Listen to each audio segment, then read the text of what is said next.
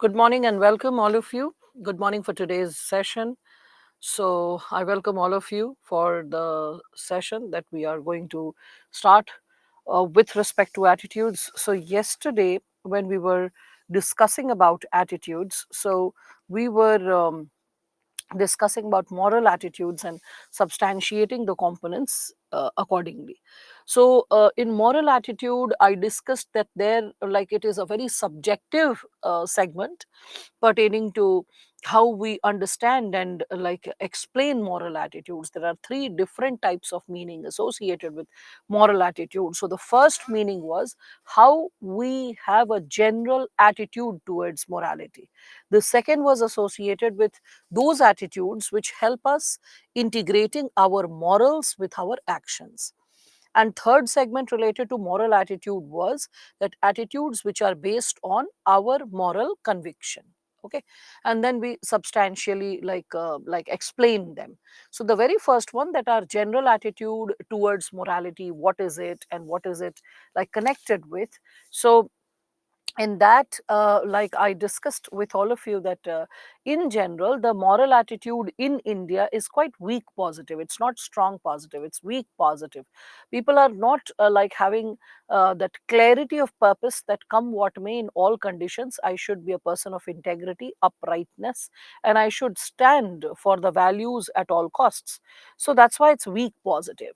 Or it is sometimes neutral. You have some like positive aspects why you should be moral, but at the same time you know that why going corrupt is also necessary, an inevitable necessity. So that makes the person neutral. Or the person is loaded with insights pertaining to why be moral, but at the same time loaded with rationale or applied logic as per them, that why even going corrupt is necessary. So that creates an ambiguous attitude, that there is lack of clarity in standpoint whether the person will be moral or immoral. And the reason is that morality in India is in transition. I explained it with the concept of equality and inequality. I said that, for example, why morality in India is in transition. So even after independence, a lot of cultural, customary practices continued, which encouraged gender inequality, caste based inequality, religious inequality, whereas our constitution endorsed the value of equality. So we all could see that our very insight pertaining to equality as a value was quite, I would say, ambiguous. There were constitutional reasons, humanitarian reasons why equality is necessary, logical reasons why exercising equality was necessary, but at the same time, pressing cultural reasons that how specific practices, customary practices were necessary to be followed. If not followed, a person's commitment towards religion, commitment towards culture was questioned, that the person is becoming way too modern. So balancing the two, that I come across as a person exercising equality, at the same time not defying the customs and culture, that created the ambiguous attitude when we speak of it. And it's all because morality is in transition in India. On one hand, a lot of values are being filtered down from a top down approach, and the bottom up change has not occurred in the society pertaining to a lot of values, and that is the reason for friction. So there is lack of clear moral structures in India. That's why there are contrasting values, and because of which we either have weak positive moral attitude or neutral or ambiguous moral attitude.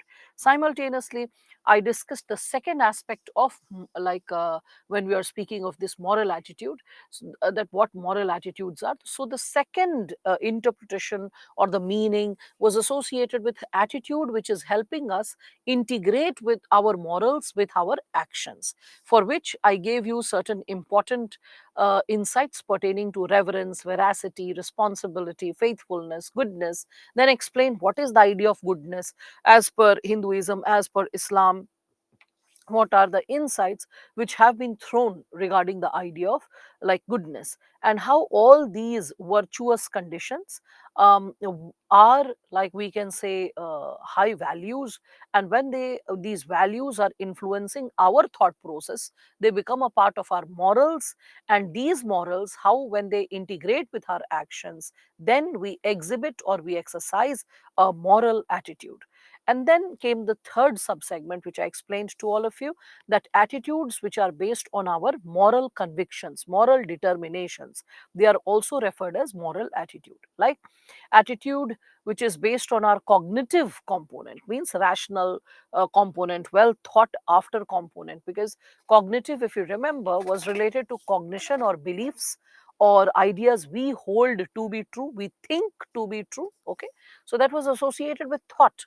So like if a person is free from gender discrimination, I said this to all of you yesterday, that if we are able to see that an individual is free from any form of moral any form of gender discrimination, then the person is exercising an attitude of gender equality.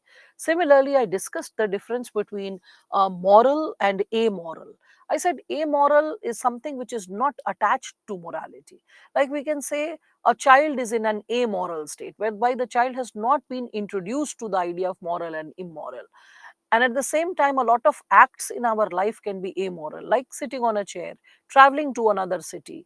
So these have nothing to do with morality. So morality, when we are speaking of it, it is guiding us to specific types of behavior which can be considered as universal, behavior which possesses strong emotions, behavior which is guided by strong motivation.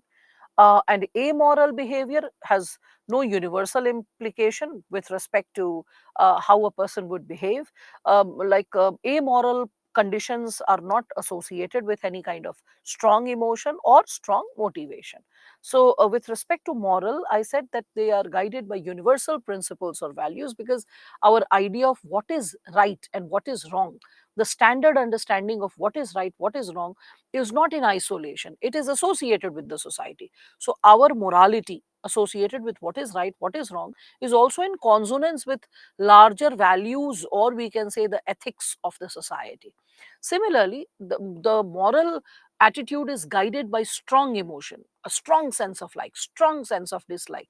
Like a person considering it a moral behavior not to eat the meat of a cow, not to indulge in beef. So for that person, it's a very strong emotion, and the person has very strong motivation to guide others also, that one should not indulge in consuming the meat of a cow.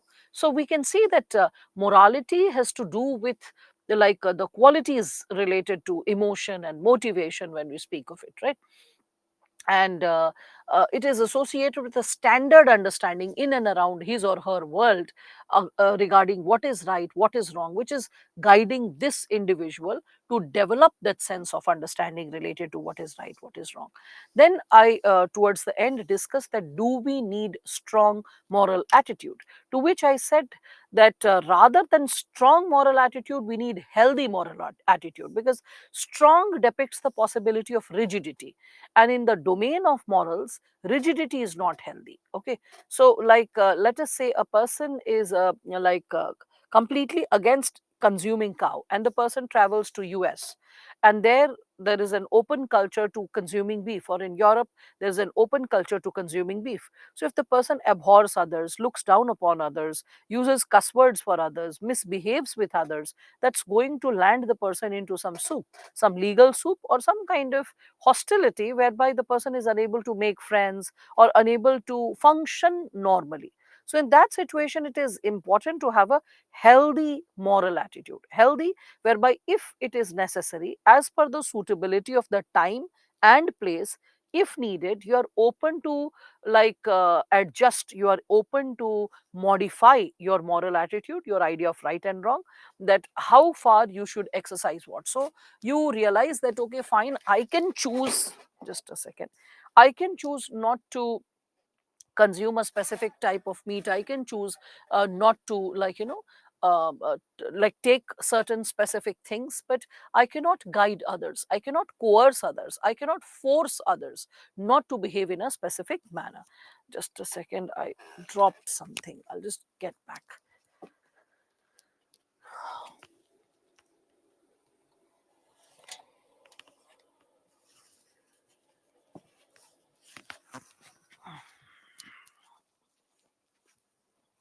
All right. So in this given situation, I said that it's important for us to, rather than have strong moral attitude, we should have healthy moral attitude, so that we are able to see the tentative consequences of the morality that we exercise, the morality that we possess, and we don't develop a sense of rigidity. So when we are able to expose ourselves to other broader principles, we realize that tolerance is important to be exercised at all times. This tolerance guides us to accepting diversity, and the acceptance of diversity gives us the choice that we can choose our own values, our own ideas pertaining to what is right, what is wrong, but still not coerce others, not force others to follow the same set of principles or insights necessarily. All right, so I hope all of you are able to understand this bit. So when we are discussing about this given possibility pertaining to it, okay, so when we are talking about this pertaining to rigidity, pertaining to, there can be more distance and rivalry amongst people if you are rigid or you are having very strong moral attitude. That can lead to lack of social capital, cooperation in the society. It can even encourage violence and discrimination in a society. Hence it is important for us to have healthy moral attitude, so that if it is needed, we are able to review and upgrade our ideas pertaining to our own morals, our moral convictions on a continual basis, because that is something which guides us to a healthy set of existence, right?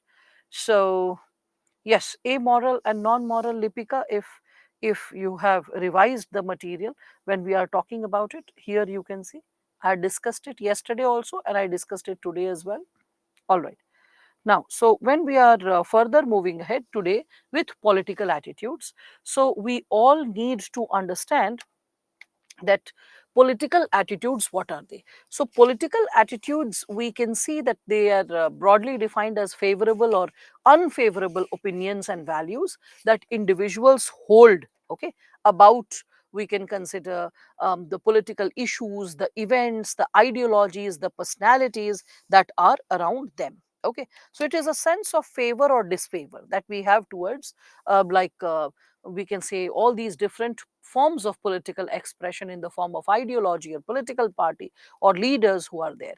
And uh, like uh, if a person is not having any political attitude, then it cannot ensure how the person is participating in the democracy, because for participating in democracy you need to have a clarity of what you are favoring and what you are not favoring and why you are not favoring. Now, so with respect to this, we can understand that political attitude it is an expression of favor or disfavor towards different political ideologies, politicians, political culture that is prevailing in a specific society, right? And the most important factor deciding the political attitude is political ideology. Okay, so our political ideology, we can say the political ideology decides the political ideology decides our political attitude. Okay, this is the most important factor in deciding what kind of political attitude we can have. So we can see when we are talking about the political ideologies, so we all can see that there are we can consider five important political ideologies across the world which we can identify. So the five ideologies which helps in building our political attitude, as you can see, is you can see reactionary, conservative, liberal, radical, and moderate. Okay, so those who want less and less change, they want to go back to the old order, or like stay in a fixated position in a status quoist situation. Those individuals are like those who want to get back to the old order, revivalist, like let us like go for religious revivalism, cultural revivalism, are reactionaries. Conservatives are those who want that what is going on is perfectly fine, let us not go for enough change, it's fine. So these people are status quoists, conservationists. Okay, so status quoist means a person who does not want to change one's position. Moderates are those who are uh, considering change, but in very small, moderation, or in very small situations or quantities. That's what you can consider. Liberal people are open to change, but not radical change per se. And then when we speak of radical, as the word itself goes, they are open for massive change. So this given possibility I have drawn through a diagram, because my handwriting sometimes goes haywire, so I just took the image of one of my students whose handwriting was better than that of mine, so that if there, because this needed a lot of space, so I was like, this is better that, a student who has better handwriting, a student can just connect with it. So when we are talking about the given possibility of left and right, so right wing, when people are talking about right wing ideology, right wing are those people who try to revive their religion, their culture, re-establish it, go back to the old order. And left wing are those people who want to overthrow the system, bring radical change, bring a new order, new legal system. Okay, like Marx was, or people who follow Marxist ideology are considered leftist, because they want to overthrow the system, they want to do away with the present capitalist order and want to bring the rule of law associated with the labor class. Everything should be in the favor of labor class, and as the society ripens, do away with the role of the state completely, get into a society whereby everyone is self-regulated and there is no need or requirement for state. So that's a radical change, that's a massive change that a person is aspiring for. So we can understand this given concept, we can, when we are talking about nature of change, we can see the possibilities associated with this. So change, so how, with what intensity they want change, if we are talking about it. So when we are talking about the leftists, they want tremendous change, and the degree or the intensity of change keeps reducing as we move in this given direction. Okay, so this is no change zone when we are speaking of it. So when you, because here you can just notice this less change or no change, and this is associated with more change, so that's how you can connect with this. So here we can see that when we are talking about change, so this is the most amount of change, and this is the least amount of change that people need. So when we are speaking of this, we can connect it with methods, the speed and the kind of change the, we can say, people following a specific political attitude aspire for.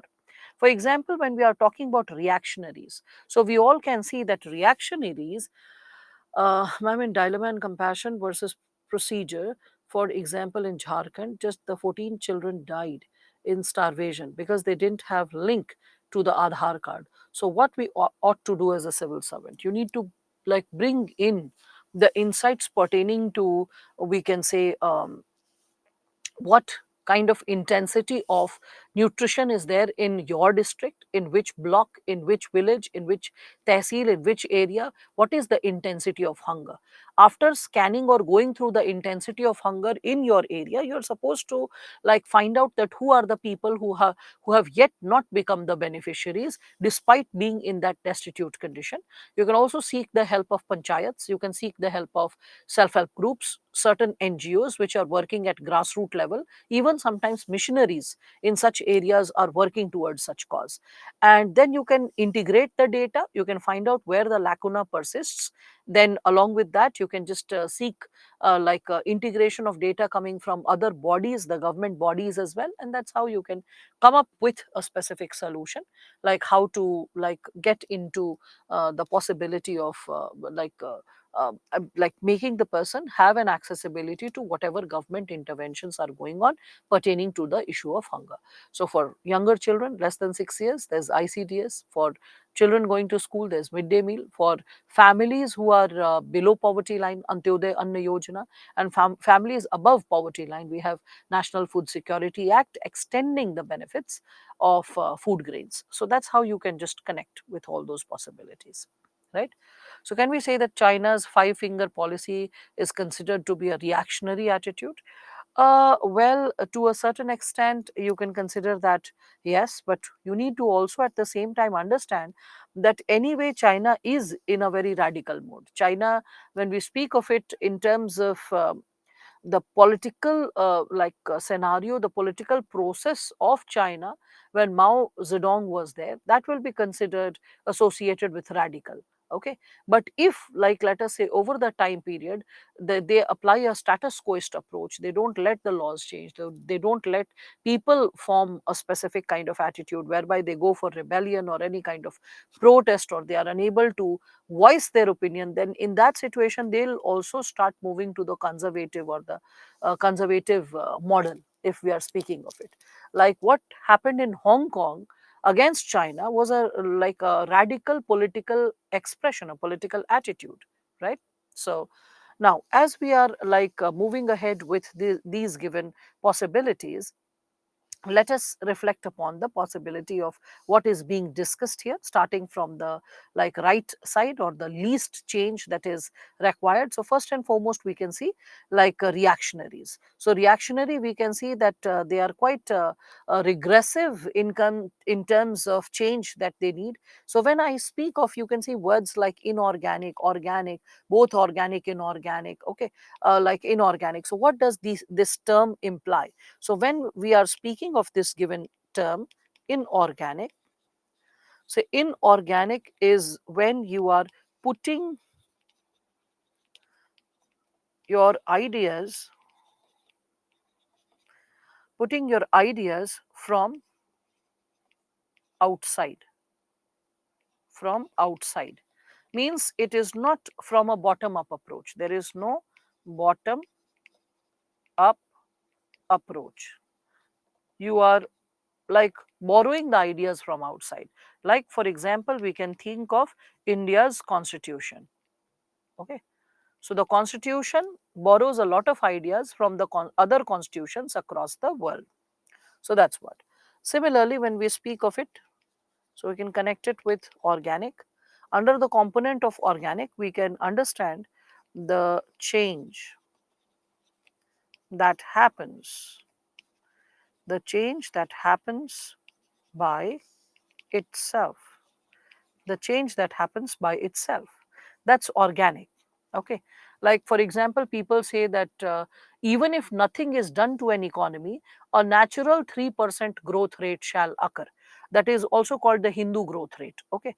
So it's a natural growth rate. Even when the government is not there, nothing is there, no special extra effort is done, then also that growth rate can happen. So inorganic is something which is like happening by itself. Okay. When it is getting created by itself, that's inorganic. Okay. So with respect to this, there is a term in Sanskrit associated with it, which is also derived in Hindi, that is swatah spurt. Swatah spurt means which is like getting motivated by itself, something which is getting energized by itself. That's organic. So when we are talking about this reactionary, we all can connect this given subsegment pertaining to this idea. So in this given dimension, reactionary, we all can see that reactionary people are those who have regressive ideas. They have, we can see, a very negative high, because they are regressive in attitude. Okay, so they are, just a second, they are regressive in attitude. SMA, please support me with miscellaneous queries once in a while, because getting back to it will create a pause in this given segment which I'm discussing, and then it will be tedious for me to complete this syllabus also now. So when we are talking about this segment pertaining to reactionary, we can see that it is associated with a regressive mode. The speed of change is negative high. Why negative high? Because you are going back to the old order, you are going back to the old order, you aspire to, go back to the like old society, old values, the old perceptions which you consider were great, which you consider were better than what you are living in the present, we can say, tendency. So there is a retrogressive attitude or a regressive attitude, and you want to bring about a change in the society by bringing those ideas back which are no more prevailing in the society. That's why the process is inorganic. Inorganic because it's not a part of your thought process anymore in the present society. So you're borrowing it from old classical textbooks or old religious books or old tradition. So that's how it happens. Now, When we speak of conservatives, okay, so we can see that the conservatives are the people, when we reflect upon this, so we all can see that conservatives are those people who are like, oppressive to the to maintain the status quo. Oppressive to maintain the status quo means they will want to continue with the same order related to religion. They will aspire to maintain the same caste system that has existed for hundreds of years, okay. So they will have a conservative attitude. That's why you will see that when we are talking about the present like political order, with respect to reactionaries, there can be those like political parties which promise that we'll go back to the old order, the great tradition of like their religion or their culture. So those political parties will be reactionary in nature. Conservatives, like for example, BJP is considered as a conservative party, because you will see that inside the party, subtly, many a time, there will be the hierarchy of religion or caste or gender being respected and maintained when we speak of it. Again, with respect to the speed of change, when we speak of it, so they don't want any change. They want whatever has been existing, let it continue to exist. So the nature of change or the speed of change is zero, because they want to maintain the same status quo, okay. Similarly, when we are talking about moderate, under the category of moderate in India, no political party really flows of falls. So with respect to this, like if you are talking about it, there is a possibility that you may feel or you may see that someone is trying to put Aam Aadmi Party into moderate. Well, it aspires to be called as liberal, but no, not really. There are times when it is also exercising a lot of conservative attitude in terms of leadership, in terms of, we can say, how the leadership ought to be chosen or how it ought to be exercised, like how the change ought to be articulated. You can see sometimes they slip into the possibility of conservative rather than we can consider the possibility pertaining to bringing about some massive change. So moderates are those people who are mildly progressive. The nature of change they aspire for the society is very low, and we can also see that the process of change that should happen from within. It should not be borrowed from like some culture which is not existing in the society and should be borrowed from the past, or some culture which has to come from the western part of the world or eastern part of the world. No, moderates are believing that this change should come from within. Similarly, when we speak of liberal, so liberals, like for example, Congress is considered as a liberal party, center leftist, that's how it is called. So like center, it's closer to center, but it is having a leftist inclination. That's why it's called center leftist also. So liberals, when we speak of it, okay, so liberals are those who are open for change that should happen from within the society also, and if needed, let us borrow the idea of change from other countries, communities, or ideologies as well. These people are generally in favor of gradual speed of change or normal speed of change. It should not be too sudden, too tremendous. It should be just normally, like introducing a law, for example, reflecting upon a social change and accordingly paving the way for social change. So they believe in gradual or normal pace of change, and the kind of change they aspire for is gradual progressive, that the society should be moving towards a progressive direction, towards a like way forward direction. Whereas radicals, like Communist Party of India, so Communist Party of India will be falling under the category of radical. So radicals, they want inorganic change. Why? So they borrow the idea from Russia, from China, from Eastern Europe when we speak of it. So inorganic change means the way they want to proceed with the change. They call it the red revolution, Khuni Kranti, Lal Kranti. So this inorganic change that they want, it is something which is a borrowed idea from outside, okay, and the speed with which the change they want is very high speed, and the kind of change they want is quite fundamental, means change from the very basic level, and it should be quite revolutionary, something which is turning things upside down, something which is like, transforming things upside down when we are speaking about it. Since then I'm speaking, Lipika, about change. So the moment I'm talking about change, how can it be static? How can it be static, right? Again, if you are able to recall, I had given you the example of Ram Jethmalani, that before 2014 election he was a heavy supporter of Mr. Narendra Modi, and he spoke all good things. But in 2018, before the next Lok Sabha election, that was in 2019, so in 2018 Ram Jethmalani, he spoke very vociferously that my presumption that Mr. Narendra Modi will bring about meaningful change the way I wanted it to articulate for the society, I could not see it. That's not the nature, that's not the way how we can presume change to be, how we can observe the change to be. So he actually looked down upon what was unfolding, because probably the aspirations he had with the politics of the day, it was unmet. So he changed his attitude. So from his aspirations changed, so did his political attitude change. All right, Lipika, so I hope that's something which you can connect with.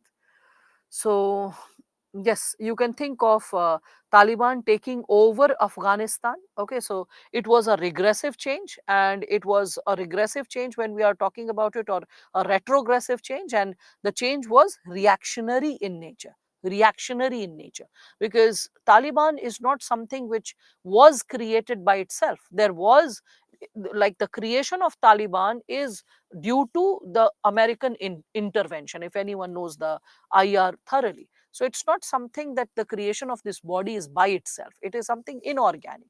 There was a support from the we can say outside body, because of which the body came into existence, and then it started talking about revivalism of Islam and revivalism of specific principles and ideologies, and which was propagated in that specific manner. All right. Yes, you can connect it with any country's political party, any country's political party when we speak of it. Difference between reactionary and conservative, it's just written over here, Misbah. If you see, reactionary person, when we see that person is aspiring for change, but a negative range of change, wants to go for cultural or religious or political revivalism, going back to the old order. So such a person has a retrogressive attitude or a regressive attitude, and the nature of change the person wants is negative high, means what's happening, let us not proceed further ahead, let us get back to the old order. That's why it's negative high. Whereas conservatives under change, no change, they want to remain the way things are, and that's why it's a status quoist approach. I hope you are understanding that. Okay, so uh, now when we are discussing about this segment, we need to understand that why youth in India has a negative attitude towards politics. Means, I mean, 15 lakh students appearing for UPSC prelims speaks for itself, that how many youth aspire to become a part of the civil servant. But the question arises, out of the so-called 15 lakh students who are filling the form or trying to clear this exam, how many are actually aspiring to become politicians of the day? After all, even for becoming a politician, for majority of the political candidature and seats, you need to be 25 years of age, right? And for other higher positions like president and all, you need to be 35 years of age. So why don't people take politics as a career? Why don't they consider that they should take up politics as a career and get into, we can consider, aspiring for becoming politicians? What is missing when we are speaking of this given dimension? Manoj, moderates are those people who don't want change. Okay. Is it slightly right? It is 100% right. You can just see that. It is moderate is when we are, no, sorry, moderate पूछ रहा है भाई, conservative नहीं पूछ रहा है. Moderate is in between. There is no political party in India that we can connect with the possibility of it being a moderate. Okay, so moderate is in between. It is open for gradual, normal change, slow pace change, gradual, progressive. You just need to memorize these words. They will seep inside you, and you will be able to understand that. All right. Now, with respect to this, when we are speaking of this, with respect to this, Shahnawaz, UCC, when we are speaking of it, because again I'll start speaking about UCC, so I'm not getting dragged down that given possibility. Bring in the insight of UCC, because many of you don't even know what UCC is or what is the idea of UCC. I've given some hinting points in the previous sessions, but I will leave it, because in the previous sessions also I realized that once the polity teacher has taught the concept, because the person has intellectual liberty, can give half an hour to UCC. I don't have that intellectual liberty, because I have to stick to the core segments. So taking up an example and for the sake of example burning 30 minutes of my lecture is quite risky. Okay, so I'll choose to like let away that example. It is all about UCC. It's all about, because you have asked the question, so I'll just give a hint answer. If you are smart enough and you know the basic concepts, you will catch it. It is all about how you have an attitude towards UCC. If you are progressive to bring about a change which is pertaining to gender equality, which is pertaining to social justice, then in that case UCC will be progressive in nature. Okay, it will be motivated by liberal attitude. But if someone is trying to like bring about UCC by trying to look down upon specific religious groups or communities, look down upon their cultural practices, and a sense of chest thumping and like political assertion, then the very intention behind bringing UCC will dilute the purpose of UCC, the acceptance of UCC, and the harmonizing tendencies, acceptance of diversity, which UCC aspires to create, that will get diluted. Okay, so henceforth, it depends what is the intention and how it is articulated. All right, I think the hint point, if you are smart enough, you'll catch it. If not, okay, if not, then you can just leave it for polity classes. Once polity is taught, basics are fixed, you'll be able to do that. All right, now, so see, like what is one of the students is asking, Pratima ma'am, what is the concept of UCC? Uniform Civil Code. Pratima, don't worry, Uniform Civil Code is a subpart of polity, whereby you will be reading about it thoroughly. Okay, one of the students just asked an example. Okay, just asked an example. We can do away with few examples, because there are a lot of examples which I already have to furnish the content of ethics, so don't worry about that. So that's why I'm not taking triggering examples which will eat up, like as I told you, half an hour of my session. So and I hope, Shanvaz, you're understanding that given segment. So yes, yes, yes, uh, progressive change, but it's all about how you intend to bring about the change. All right, how you intend to bring about the change. So Shanavaz, if you can see why I said that BJP is considered as a conservative party, like for example, you'll see image that senior leaders, like in like few years back, there were some very senior leaders who are getting their like feet washed by the lower caste women. Okay, again there were statements made by certain leaders that like Hindu women should produce 4 kids. Okay, Sakshi Maharaj making that statement. Hindu women should produce 4 kids, and all their social security and needs will be taken care of. So these are what? These are, like you can see, these are like very regressive ideas at the same time existing. Such people aspiring that the way gender inequality is existing, let it exist. The way caste-based inequality is existing, let it exist. So caste-based subtle discriminations or religious inequality or religious differences, the way it is existing, let it exist. Let us fan the fire that this difference which we all have experienced, this is there, this is a real difference, and it shall never go away. The difference shall always exist. So if anyone is talking about maintaining the order which has come forward and which can be a burdensome thought process from the past, which we need to do away with, which we need to like cleanse. Okay, so that will create a possibility of, that's why you will see that many people call that, oh, when they say right wing, they imply BJP. When they say left wing, they will imply CPI, Communist Party, and in certain cases also Congress. So the reason is this. Okay, the reason is this. That's why we say left wing and right wing. I hope you're understanding. And the term came into existence from France. that in France we all could see that the people who were sitting on the left side of the king, they were the ones who always used to raise protest, raise demands for change, and raise their aspirations pertaining to what all is needed for the society. So it was the red, like we can see that the it was the left wing which was very active, and it was very open for change. Revolutionary kind of tendencies were there in the left side of the flank, and that is how the term left wing and right wing has come into existence. All right. Now, so SME, please support the this this component associated with what students are asking. Please support me with the minor queries which are there, so that I continue with this insight. So when we are talking about why the youth in India have negative attitude towards politics, we all need to understand associated with this given subsegment. All right. So we can consider that we move towards this given possibility in our daily lives, that becoming a politician is not easy, because there is dynasty. Money and muscle power is what is making a person politically affluent or rise to power. Politics is sometimes not treated as a noble profession. So if a person is entering politics, a male or a female, people start doubting the person's character or intention, that this person might be quite wileful, or might be motivated by intentions, some bigger private aspirations and intentions.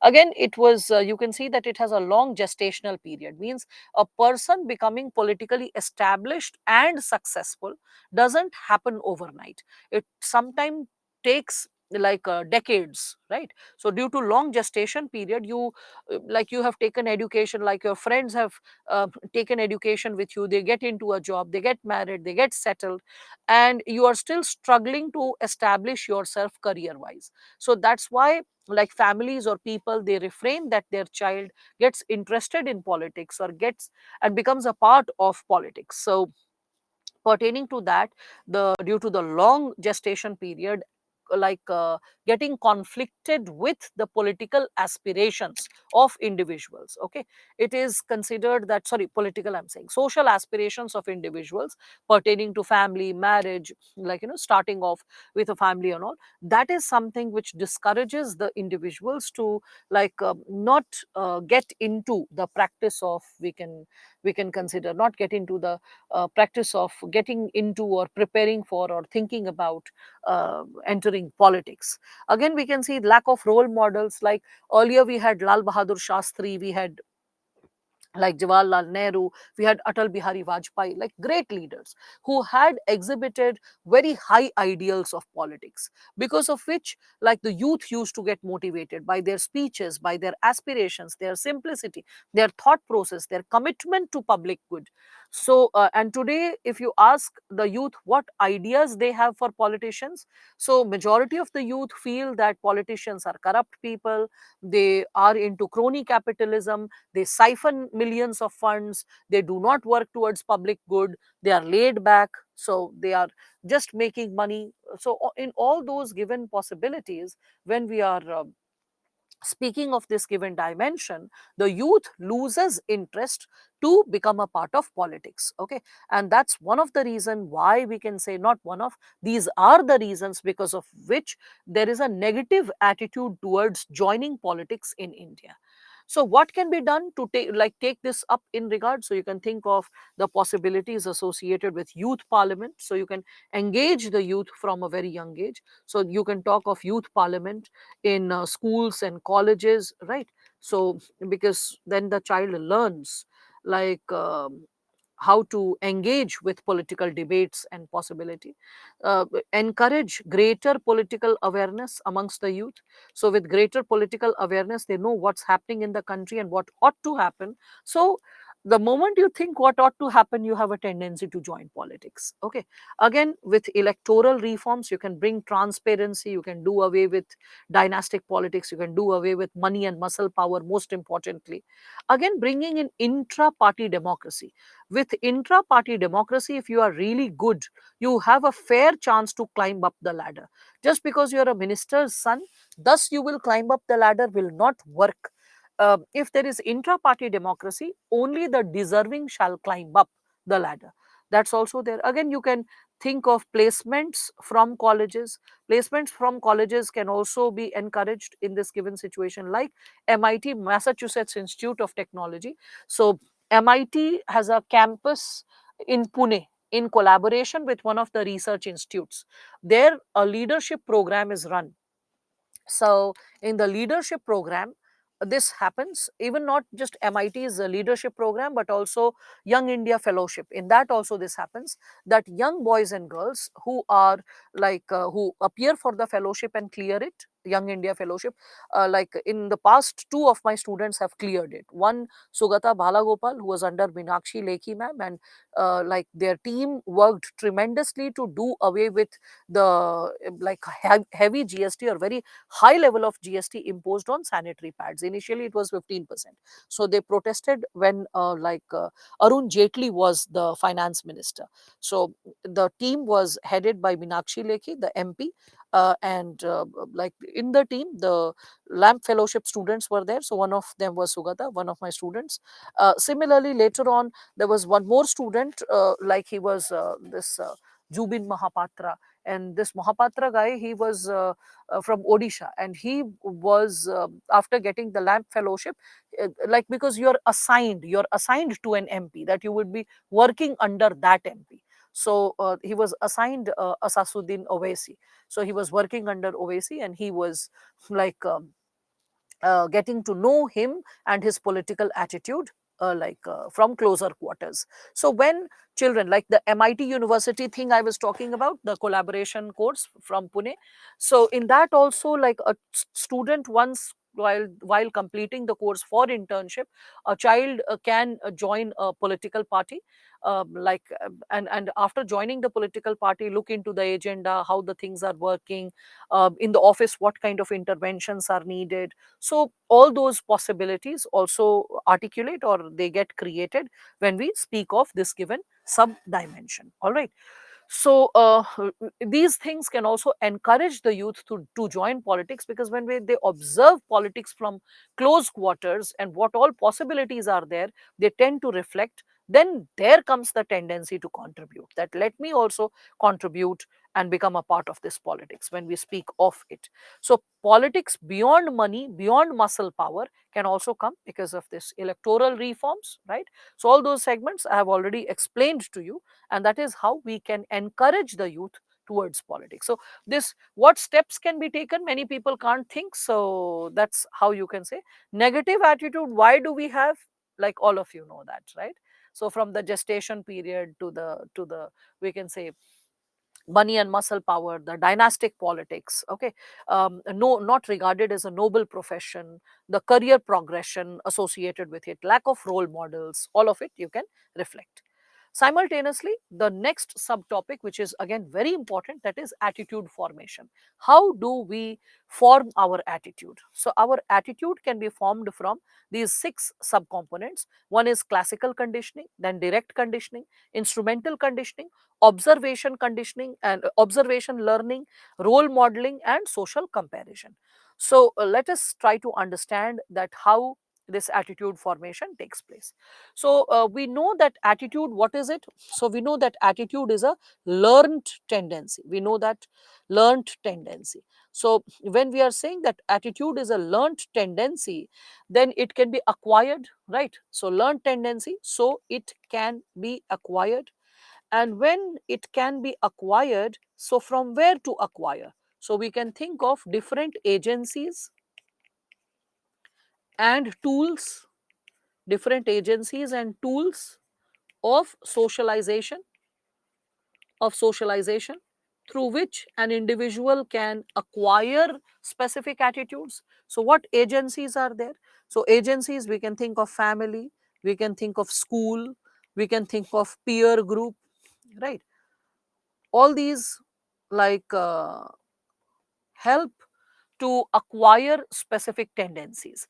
And tools, when we speak, so tools are associated with the learning types, like how the learning is communicated. Okay, so it is associated with methods of learning or the types of learning. So types of learning, how that is inculcated.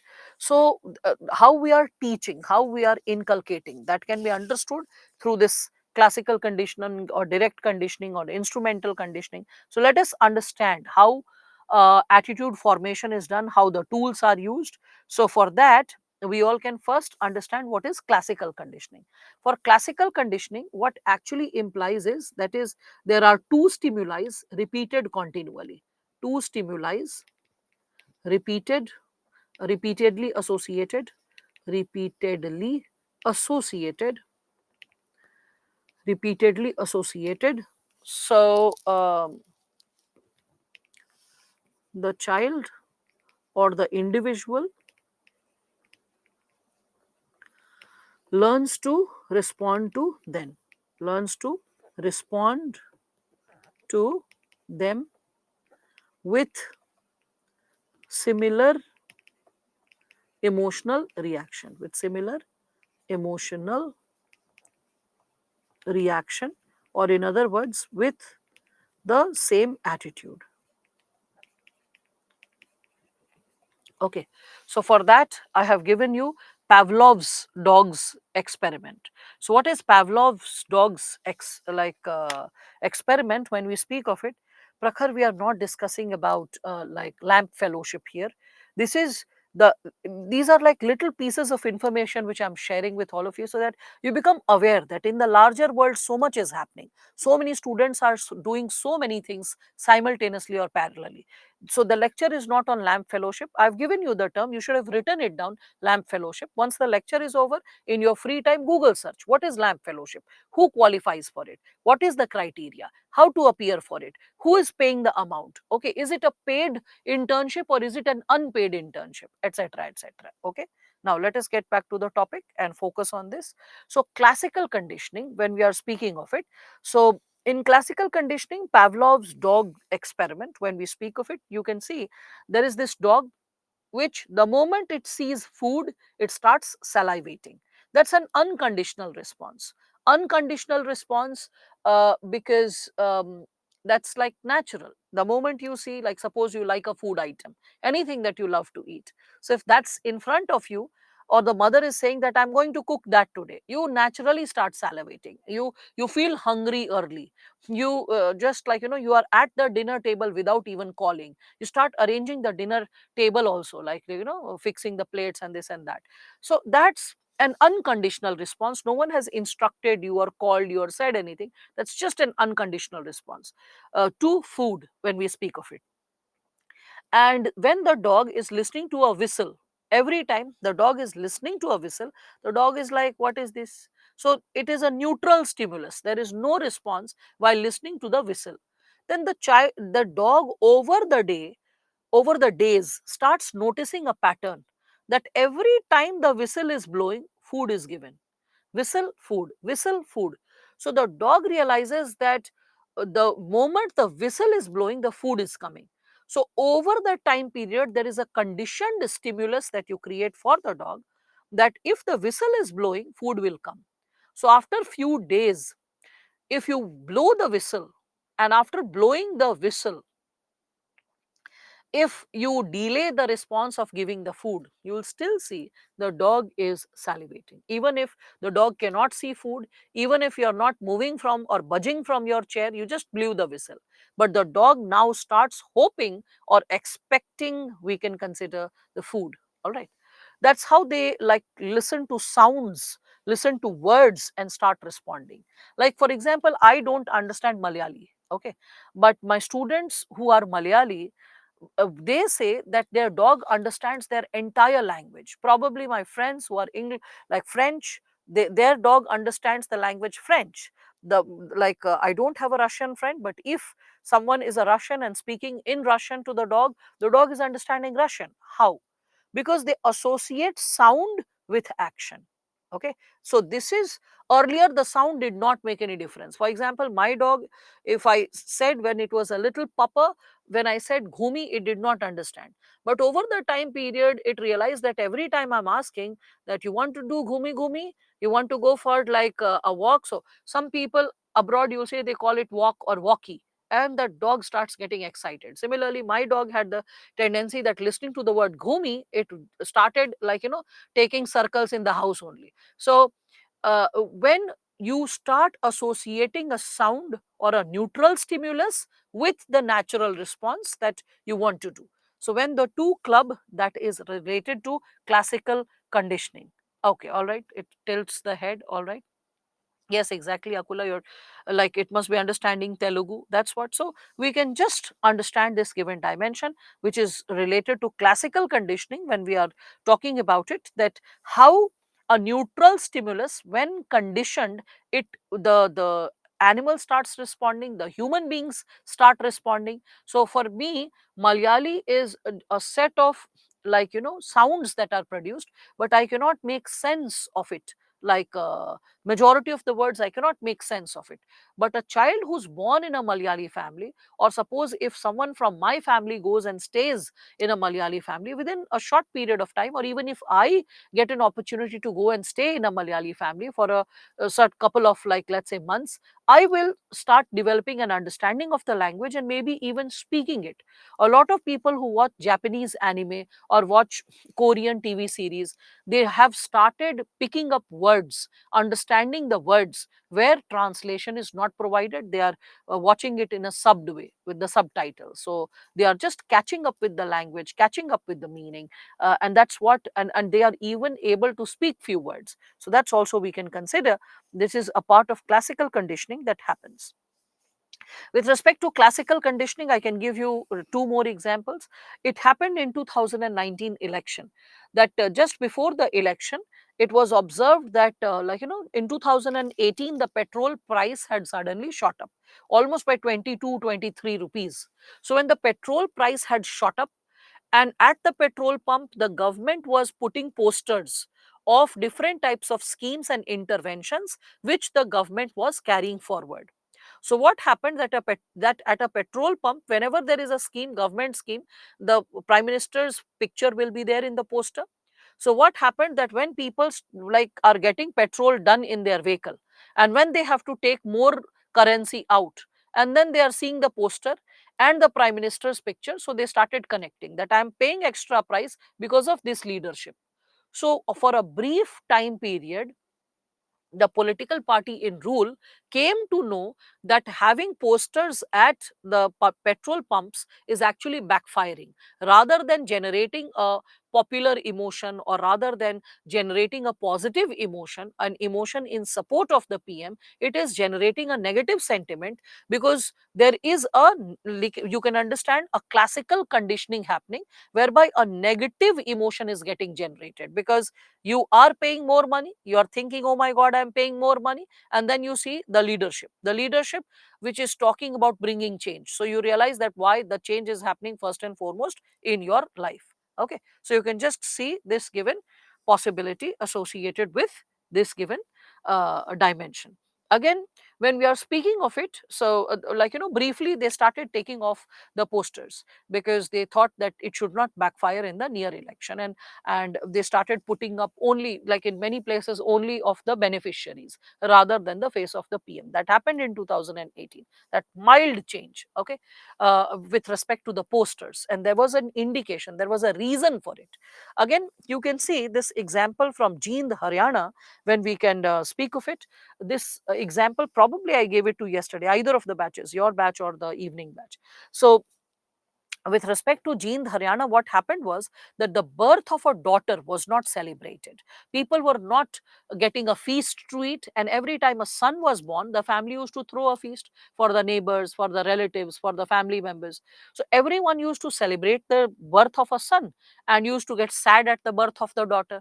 So there were distant reasons also: dowry, security of the girl child, but there was an immediate reason, that the moment the girl child is born, like, there is nothing to feast about. So the government of, like, Haryana, it decided to go for a social experiment. So in Jeend, they, like, collaborated with the panchayat, and they came up with this given solution, that let us, like, at the birth of the girl child, let us provide the food coming from the administration, the feast or the laddus coming from the administration. So it will be distributed to the neighborhood, to the like family and relatives, whosoever. So this, the administration took the expenses of celebrating the birth of the girl child. Also it encouraged opening a like account for the girl child under Ladli Yojana, that let there should be an amount be deposited by the panchayat for the girl child, so that after 18 years, once she matures, that money can be used for her higher education or for her dowry. So that will also create an economic support. So when all these basic interventions were carried forward, it generated a positive environment, because now the negative stimuli, that girl is being born, everyone is sad, no feasting, that was taken away. So a positive stimuli was created by feasting, by laddus, distributing all that, by creating the Ladli Yojana. So when positive stimuli got created and a child is getting born, so when the two started getting together, it started creating a positive emotion towards the girl child subtly. And that the birth of the girl child is not devoid of reward. It's not only the male child whose birth is associated with distant possibility of reward or immediate possibility of a feast and a reward, like a reward in the form of a feast. They could see that with the girl child also something is happening, something is coming. So because of which, what happened was that the sex ratio of gene improved. You can see that sex ratio of gene, I have just got the data also. So in 2012 it was, as all of you can see, it was 832, but in 2018, just 6 years later, it improved to 924. You can see that, right? So like these interventions, when we are speaking of it, can be associated with classical conditioning. Okay, classical conditioning, when two stimuli are coming together, and as the two stimuli are repeatedly associated, with repetitive association of two stimuli, you tend to respond to it accordingly. Okay, so two positive stimuli, positive reaction; two negative stimuli, negative reaction. Okay, like for example, negative stimuli, I can give you an example, that once what happened, that there were monkeys kept in the zoo, so in a cage.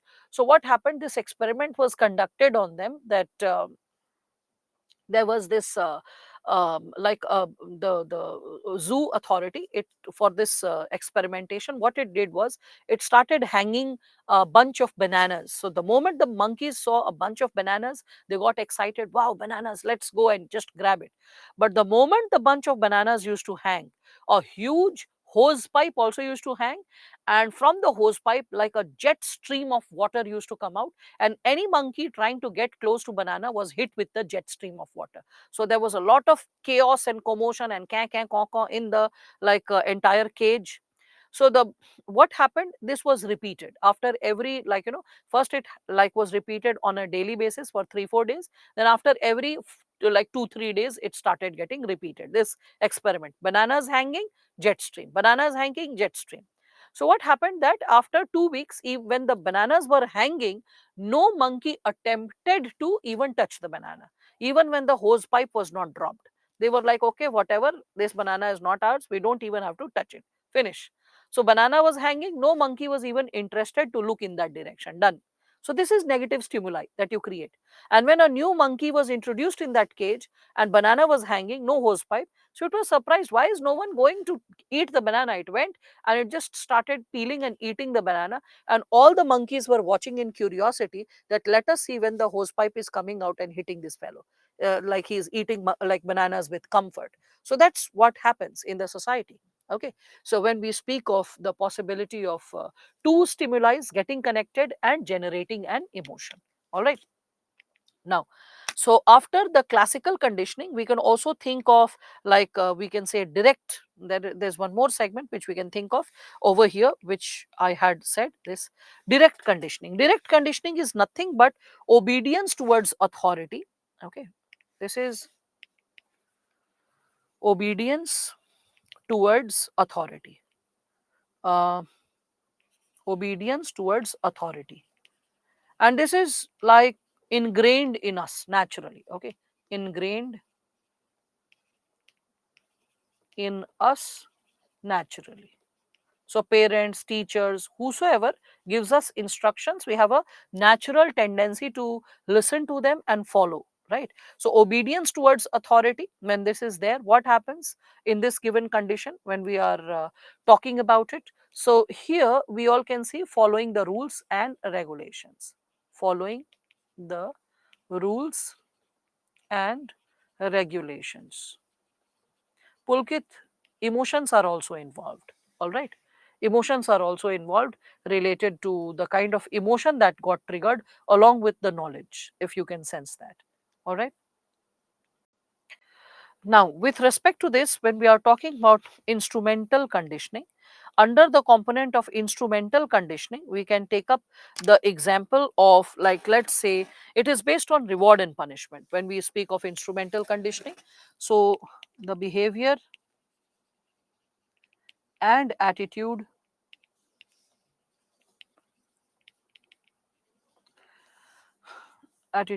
that are followed by positive consequences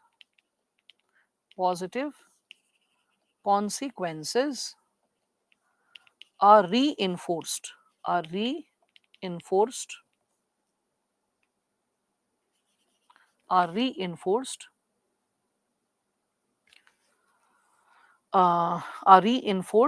and to be repeated more likely to be repeated than the behavior and attitude that are followed by negative consequences by negative consequences. Now, what does this imply? So, as you all can see, this when we are talking about the segment associated with instrumental conditioning, you can see it looks like a departmental store. In the background you can see fruits, vegetables, etc. lying, and a child is shouting. So what I imply to say, like, let us consider, so that you remember the example, so such as image. So, like, let's say you can see sometimes children going to malls, children going to departmental stores and throwing a tantrum. I need to eat this chocolate, this candy, this game. And they are openly shouting or rolling on the floor and creating a ruckus, and the parents are embarrassed that what kind of child we have produced, and then they are like trying to apologize to people, sorry, sorry, and like, okay, get up, we'll get whatever you need. Now, here is the problem. The moment the parents succumb to such a child, that don't cry, whatever is your aspiration, it shall get fulfilled. The moment such a possibility is spoken, the moment such a thing is spoken, the moment such a thing is said, okay, that is something which leads to, we can consider, instrumental conditioning. How instrumental conditioning? Because the child now associates that every time I have to get my work done, especially in public places, I just have to roll on the floor and start shouting. And if I start shouting and creating a scene out of the entire thing, then my parents will have a higher tendency to fulfill my desires. Chocolates, candies, games, whatever I need. If I come out, I can do this and I can get it done. Now, let us consider, if the parents, the moment they see the child crying, and they just pick the child and they're like, okay, shopping is done. Eating today, we thought we'll treat you on an ice cream because for past 1 week you have not eaten an ice cream. But it's okay. Ice cream is cancelled for you, for us. Movie is cancelled for you, for us. We are not eating anything outside. It is a punishment for all of us because you cried and you created a bad impression. So people will like, mommy, daddy are also wrong because the child is wrong, because you are wrong, so we are also wrong. So it's good, let's go back home because a wrong example has been set by all of us. So let's go back. And they very calmly pick the child, and the child like, no, I don't want to go. And they're like, no, time is up. And they leave everything. And they just pick the child, and the child is like crying, wailing. They're like, okay, okay, sorry, sorry, sorry. They keep saying to everyone very calmly, sorry. And the child is observing, because see, whenever, even if the child is crying, children are very sharp and very crooked also sometimes, let me tell you. So even despite the child is crying, the child is observing how parents are behaving, and the child will see that, okay, the parents are like crying, and the child like, no, I don't want to go, no, I don't, like, no, you created a scene. So the child is like, no, I don't want. It's like, no, either you have to be sorry and you have to promise that throughout the evening you will not ask anything. What is provided, you will appreciate that. And the child's like, no, I need that. It's like, fine, let's go back home. And you just pack up the things and you take the child back home. Okay. You just do it for one evening, just once. The child will remember. The child will remember that this is not just a threat, a hollow threat. The parents can actually do it with me. And then next time, the moment the child thinks of, like, throwing a tantrum, like wailing and shouting, and the moment you're like, yes, is this the behavior we expected? Now let's go back home. The child will trust and be like, no, no, no, I won't shout. I don't need. But let's not go home. I don't want to cancel my ice cream. I don't want to cancel the fun for the day. Getting it? So when negative consequences are attached, the child doesn't have a tendency to follow the pattern. The behavior, the attitude, it does not get followed. Only when, by performing a specific act, positive consequences are following, that the child has a tendency to acquire that attitude, exercise that behavior. Okay. And we all can see that by acquiring that attitude and exercising the behavior, the child is like expressing the example of instrumental conditioning. Instrumental conditioning means how you are behaving with the child, that is determining how the child gets conditioned into, what kind of behavior or values the child gets conditioned into. Then comes observation learning. Observation learning, like Shaktiman, when it was launched, I don't know what kind of stupid kids were there who started falling off the roofs, just like enacting Shaktiman.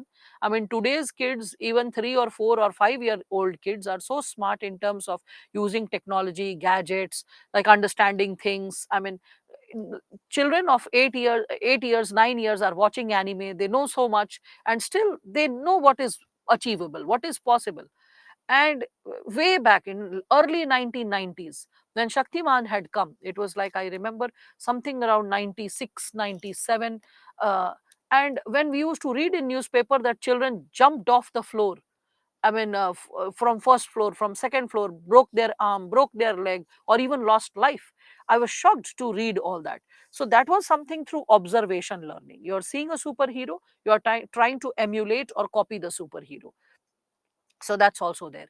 That's how you see that children, they tend to love Spider-Man, and that's how they wear Spider-Man costume. And sometimes parents have to like make the child feel it to be real, so holding the child on the wall from this corner to that corner, the child is like zoo, and then getting stuck with the wall. It's like, hey, hey, hey, I am Spider-Man. Again zoo in that direction, and again taking back in that wall, and then hey, hey, I'm Spider-Man. So because the child has learned from, like, this observation learning, when we are speaking of this given segment. Okay. So, please explain what you have written for instrumental learning. Well, with respect to instrumental learning, whatever is written, I have already explained it, Yashwant. So, it is advisable, please join the session in time, or even if you have joined the session in time and distracted because of other reasons, remain focused, because it was whatever has been written over here has been explained through this child's example. If this was like an example, not ma'am, please explain what you have written in instrumental learning. Again, this the same thing. The behavior and attitude is followed by positive consequences. Didn't I say this thing that, I mean, Yashwant, and this time I'll expect that next time this problem doesn't occur. Alertness if slipped, and I have explained the concept thoroughly, and 99% of the class has understood, and only you miss it out again by not listening intently. Trust me, next time only SME will explain you. I'm not explaining in that given condition. Okay. So remain alert at all times. It was a very simple concept and very simply explained. All right. So I said that if a child is throwing tantrum in the mall, okay, and after throwing the tantrum in the mall, if parents succumb to the demands, okay, okay, I'll get you the chocolate, don't cry, I'll get you the like toys, don't cry. So the child develops instrumental conditioning, that if I cry, my things will be done, if I roll on the floor, my things will be done.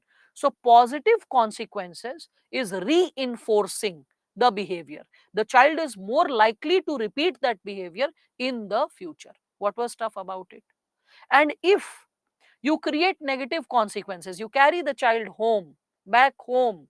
The child realizes that by crying, my things cannot be solved. By rolling on the floor, toys cannot be purchased and chocolates will not be given. So the behavior and attitude will not develop in that direction. The child will not have a tendency to repeat it. Got it? Now, so when we are speaking of observation learning, okay, so I hope, Yashwant, you have understood the concept, and I hope you have also, like, I think his internet connectivity is little snappy, because it seems that he is joining the session by and by. Again, he has joined the session. This is what it is showing. Maybe that's the reason why he could not perceive the concept. So with respect to this, when we are moving ahead with, okay, so with respect to this observation learning, when we are talking about it, um, we can, and Yashwant, please join the session in time. Okay, what I can sense is you're joining the session quite late and asking questions in the midst. That's unfair to rest others who have understood, but they have to listen to the concept once again just because one of them could not, like, be there. Okay, all right, then maybe the internet snapped, because I can see you joined the session again. Whatever it is, I'm not getting into the details of it, because the intention is to save time, as simple as that. So observation learning, so I gave you the example of Shaktiman. Similarly, people who are playing the PUBG battleground after the 9/11 attacks, in real life also, in real life as well, we started seeing that, like in US, the gun policy is very relaxed. Okay, gun related policy is relaxed. So we saw that a lot of youth, okay, youth started doing shootouts more frequently, started shootouts, public shootouts, mass shootouts more frequently, shootouts more frequently, especially towards, like, the Asian community, especially towards Asians. And if you'll be surprised to know, especially towards Sardars, they thought that the Sardars are also having turbans and they are also having long beard.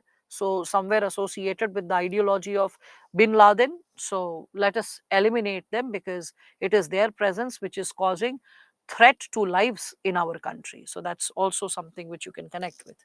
So, no problem, Bhuvneshwari. Just remember instrumental learning, that's also given in the notes. Sometimes one should also read the notes. All right.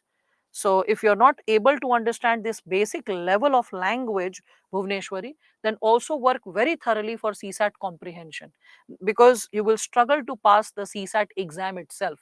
Because language interpretation is elementary to qualifying the first stage of exam. Mains and ethics comes later. First comes qualifying for CSAT. If someone struggles in interpreting this language, okay, the behavior and attitude that are followed by positive consequences are reinforced and more likely to be repeated than the, oh, that I've written, than the behavior and attitude that are followed by negative consequences. I don't find this statement to be very cliched or very tough. So if this is a tough language for anyone, work on your CSAT comprehension.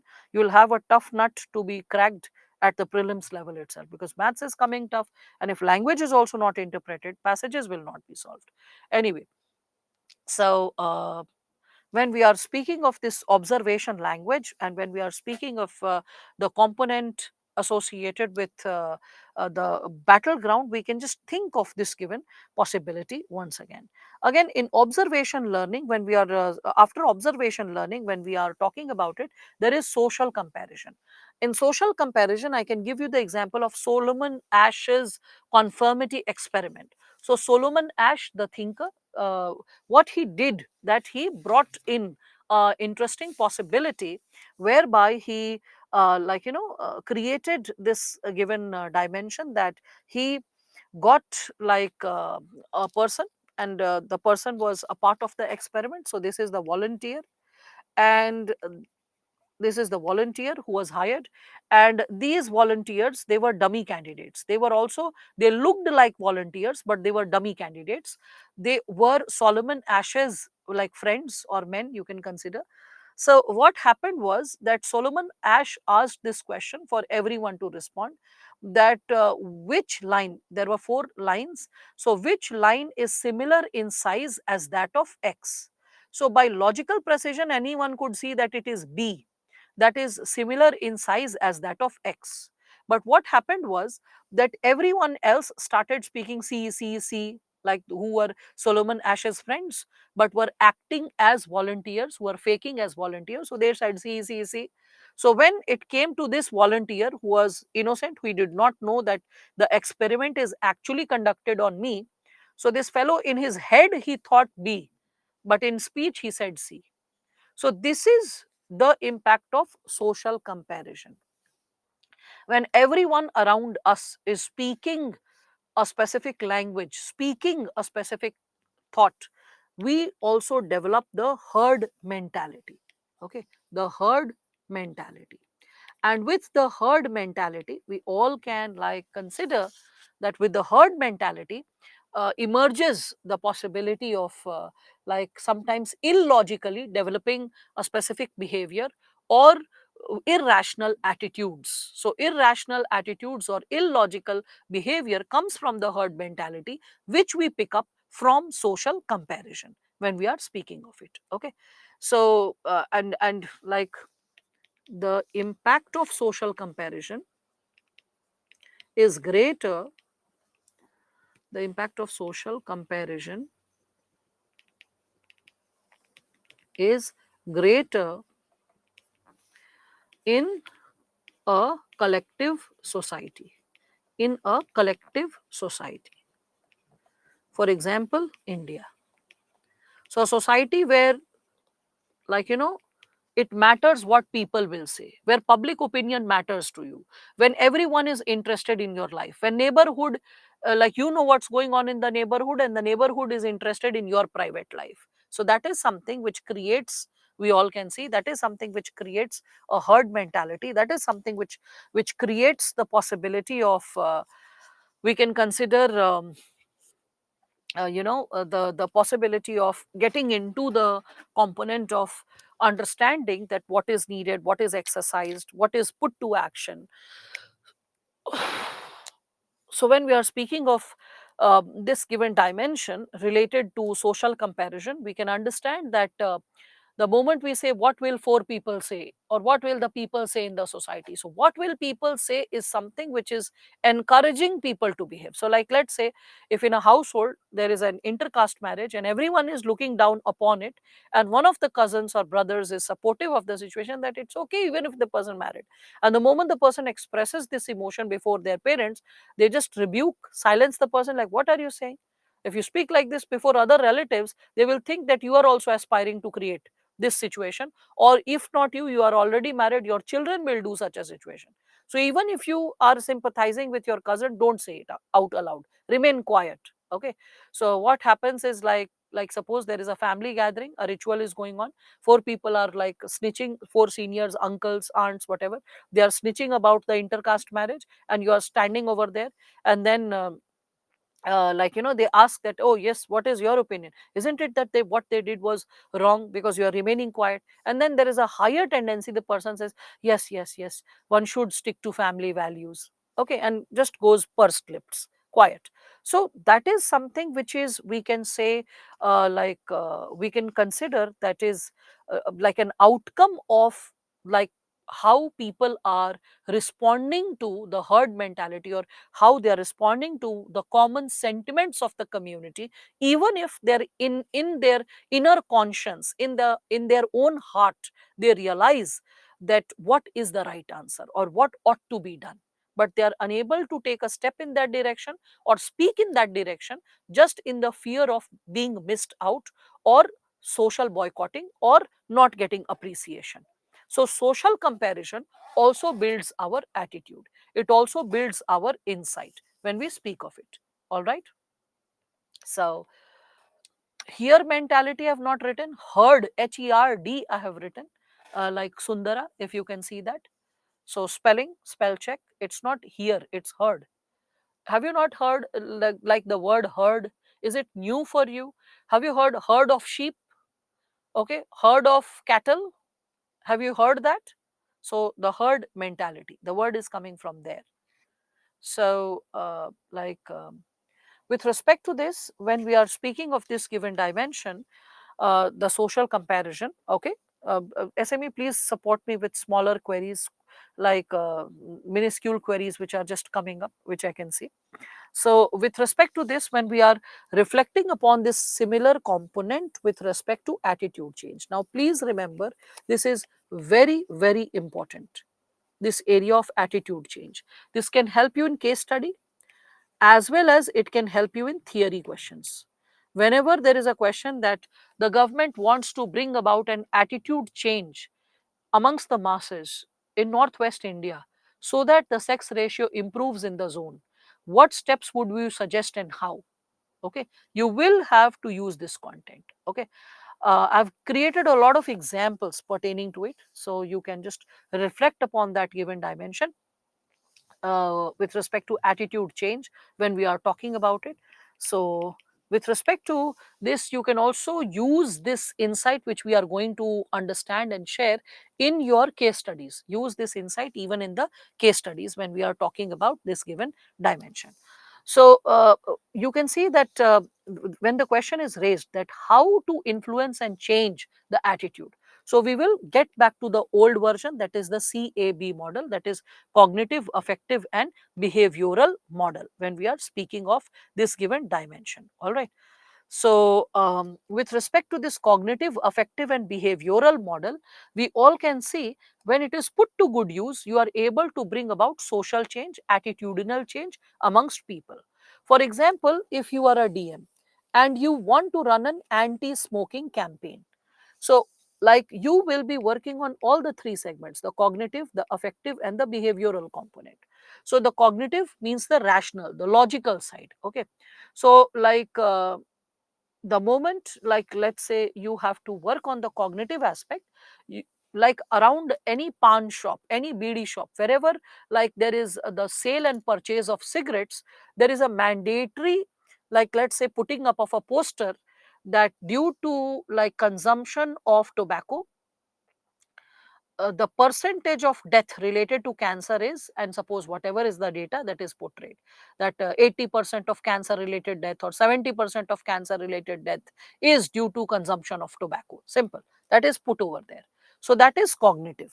When you inform people that if someone is dying due to cancer, the prime reason is consumption of tobacco. So if you are purchasing tobacco, you are heading to cancer. Okay. So the larger reason, the bigger reason, the sizable reason for a person getting infected or affected by cancer is like tobacco. So that's cognitive. You are working on facts. Affective, so you have put a large image. You have like the government has got this instructed that put a large image, place a large image on the packet of cigarette box and even around that shop. Okay, a large image of a person suffering from cancer, whereby maybe the person's mouth is decaying or some body part is decaying. Okay, so that rouses emotion, that makes the person feel disgusted, that makes the person feel scared, that makes the person averse.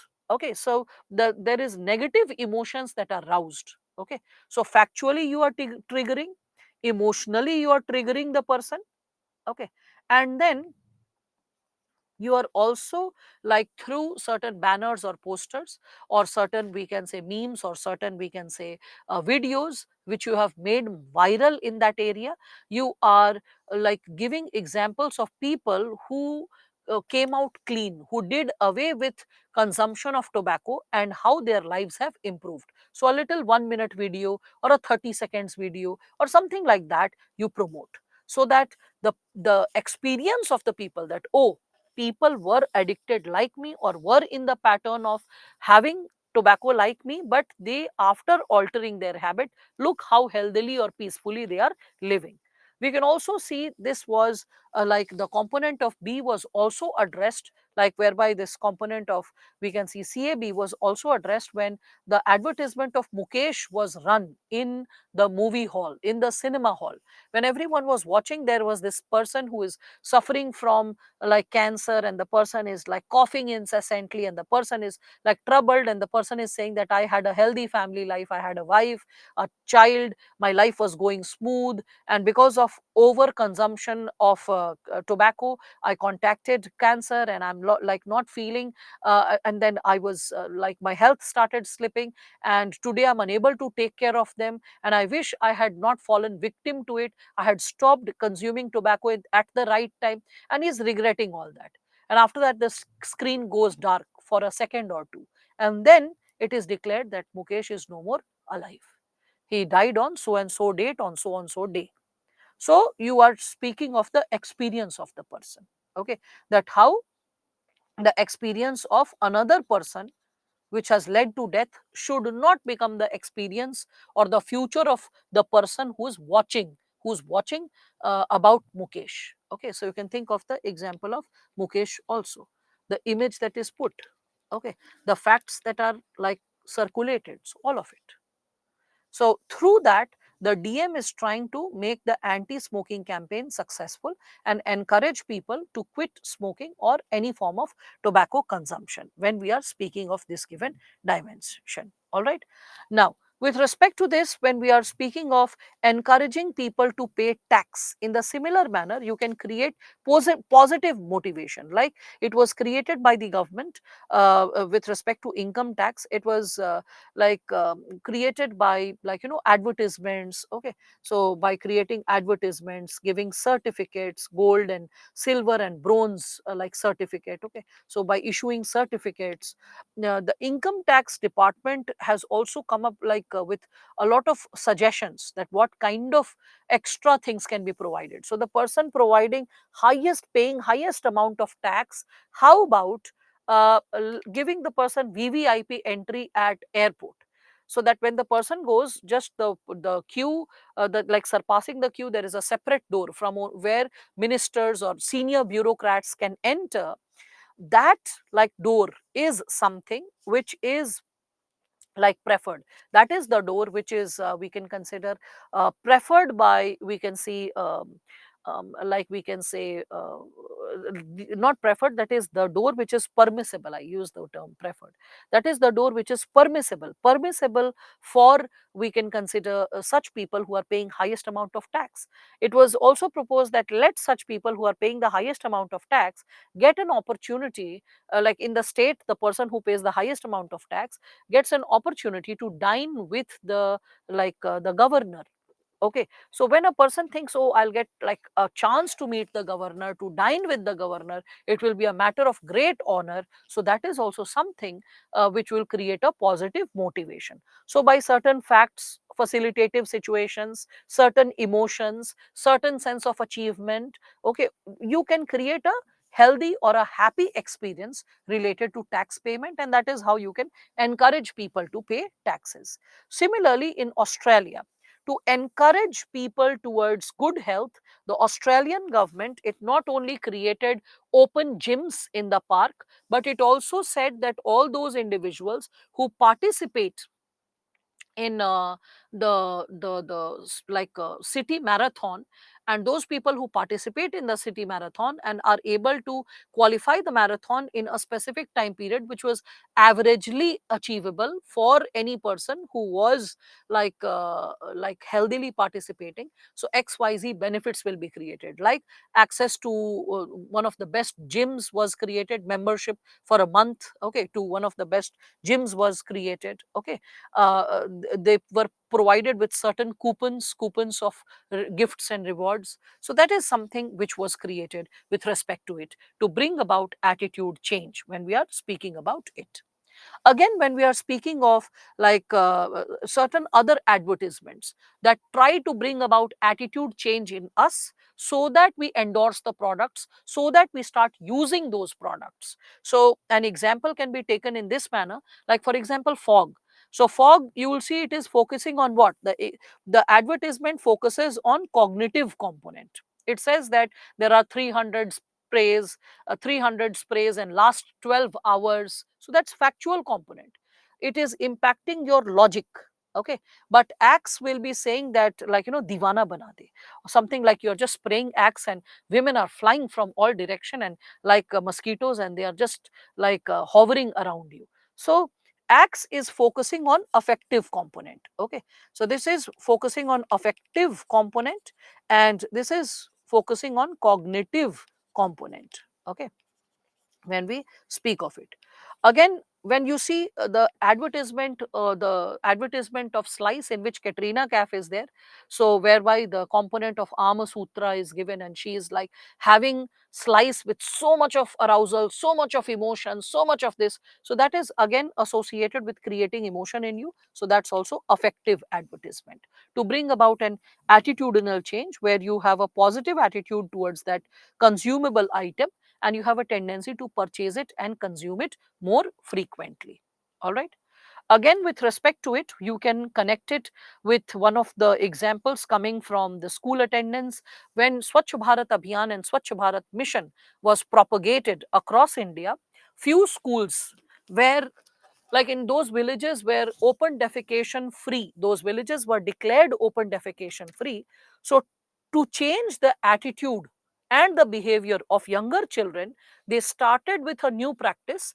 That was, if the child is like, giving the attendance, so rather than saying like present ma'am, absent ma'am, like that, the children started saying, like, if they are present, they are saying ODF. ODF means open defecation free, so they are saying ODF. And children who are absent, for them OD, children start shouting. Okay, so ODF, OD, ODF, OD. So that is how they started becoming close to the term. They started developing a sense of understanding to the term and realizing the importance for it, like how that should be a part of the behavior and that should be observed at all times. Okay, so that was also one of the ways to impact the attitude of the society and alter the behavior of the society. So when we speak of attitude change, similarly, you can see there is another example which I have given, like Swachh Bharat Abhiyan having Vidya Balan as their like we can say like campaign leader. So why we can see that Katrina Kaif was not taken. She was taken for Slice, but not Swachh Bharat Abhiyan. So why was Vidya Balan taken when we are speaking of it? So I think that all of you are, um, yes, I don't have to explain ODF, Misbah. It is open defecation free, means not shitting in open. Okay, that's what ODF is, open defecation free, when you're not defecating in open, shitting in open. Okay, so those like villages which were declared open defecation free, there in those schools, in those few villages, this practice was there, because many villages were declared open defecation free, but in every village this practice did not happen in the school.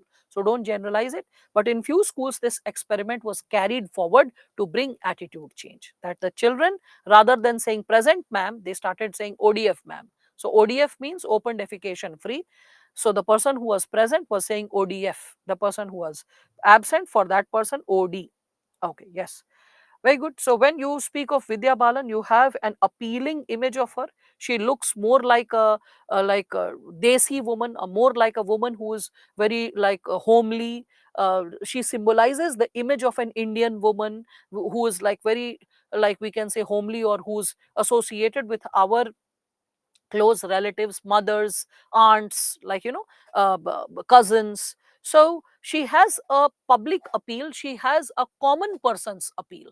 So when she comes up in the ad of, and she looks like an informed person, she looks like a she can play the role of a teacher or a lawyer, or like something like that. So she looks like a woman who is empowered and still is like we can say associated with our households, right? So that image that she carries is helpful in bringing attitude change amongst people. That's why her face, her image is taken, not Katrina Kaif for Swachh Bharat Abhiyan. It is Vidya Balan for Swachh Bharat Abhiyan, because the image that she carries, hence people can get attracted.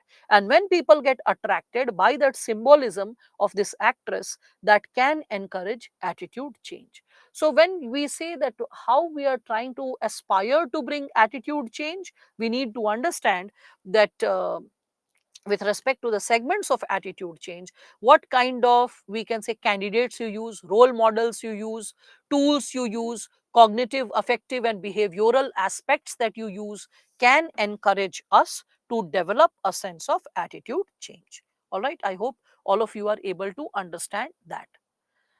Okay, fine. Now, thank you, SME, for supporting with these basic queries, SBA and all. Okay. So, with respect to this,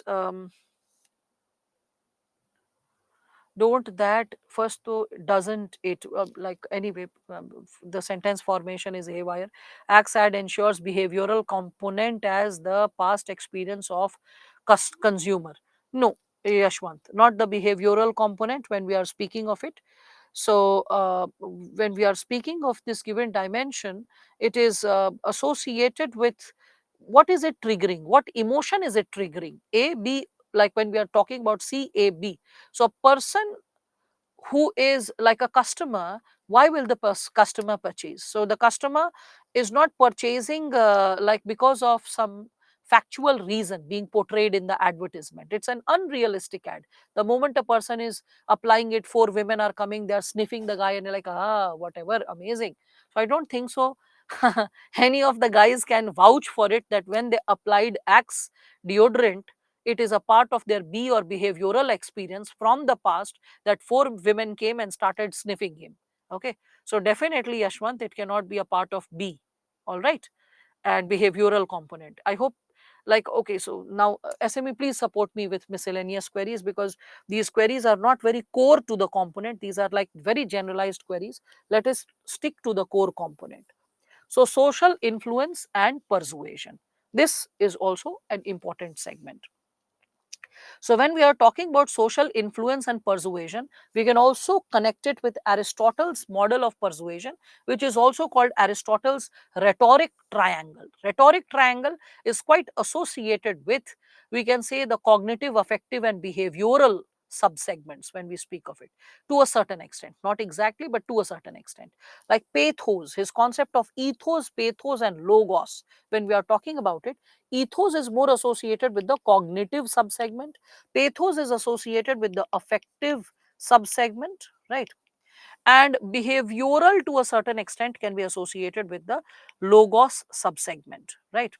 So, ethos, which is associated with intelligence or trustworthiness, morals, which is giving us the logic how and why change needs to happen, how and why we need to believe in something, how and why we need to follow something, or like fall in a specific order, choose a specific product, choose a specific situation. So when logic is given, morals are given, trust is created, that is falling under the component of ethos. Okay.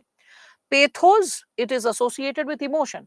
When someone is rousing our emotion, when someone is triggering our prejudices, when someone is triggering us with motivation, which is encouraging us to, we can consider, get affected by a specific kind of change, endorsing that influence upon us because it is affecting us emotionally. So things can affect us logically, on moral grounds, on grounds of trust, then it will be ethos. When things affect us emotionally, when they affect our prejudices, when they affect our motivations, then it affects us at the level of pathos. And things can also affect us at logos. Mind it, it's not exactly the same thing as cognitive, affective, and behavioral. We can connect certain elements with cognitive, affective, and behavioral. It's not exact comparison because cognitive is always associated with logic, how we think. Okay, so some finer components of morals are also added by Aristotle. Similarly, like we can see when we are talking about pathos, we are connecting it with emotions, affective component, but we are also connecting it with our prejudices, which can also influence our choices, our inclinations accordingly. Similarly, logos, when we are talking about logos, uh, for that, how pathos is connected to prejudice. Moina, recall yesterday. Didn't I discuss? Stereotype connected to cognitive, prejudice connected to affective, discrimination connected to behavioral. Who will do revision? And after doing revision, who will connect previous day's lecture with the next day's lecture? Yeah. Are you able to recall that? So, when we are talking about logos, so with respect to logos, logos is associated with evidence, data, universal truths. Okay, so the evidence which we have gathered from the past data, data which we have gathered from all that has existed so far. So, what was behavior? Behavior was associated with past experience. So, whatever has existed in the past is what is collected as evidence, is what is collected as data. Even our idea of right and wrong, which gets established in the past, is called universal truth. Universal truth like integrity, honesty, accountability, compassion. So, the universal truths are established in the past, which we tend to follow today. So, Aristotle suggests that whenever we are talking about persuasion, persuasion can be possible by impacting at the level of ethos, pathos, and logos. Okay, so we can consider that first and foremost, persuasion is a type of social influence. That's why it's written social influence and persuasion. Okay, so it is a type of social influence. And when we speak of social influence, what is it? We need to understand that. So, social influence occurs when emotions, opinions, or of people behavior of people is affected by others,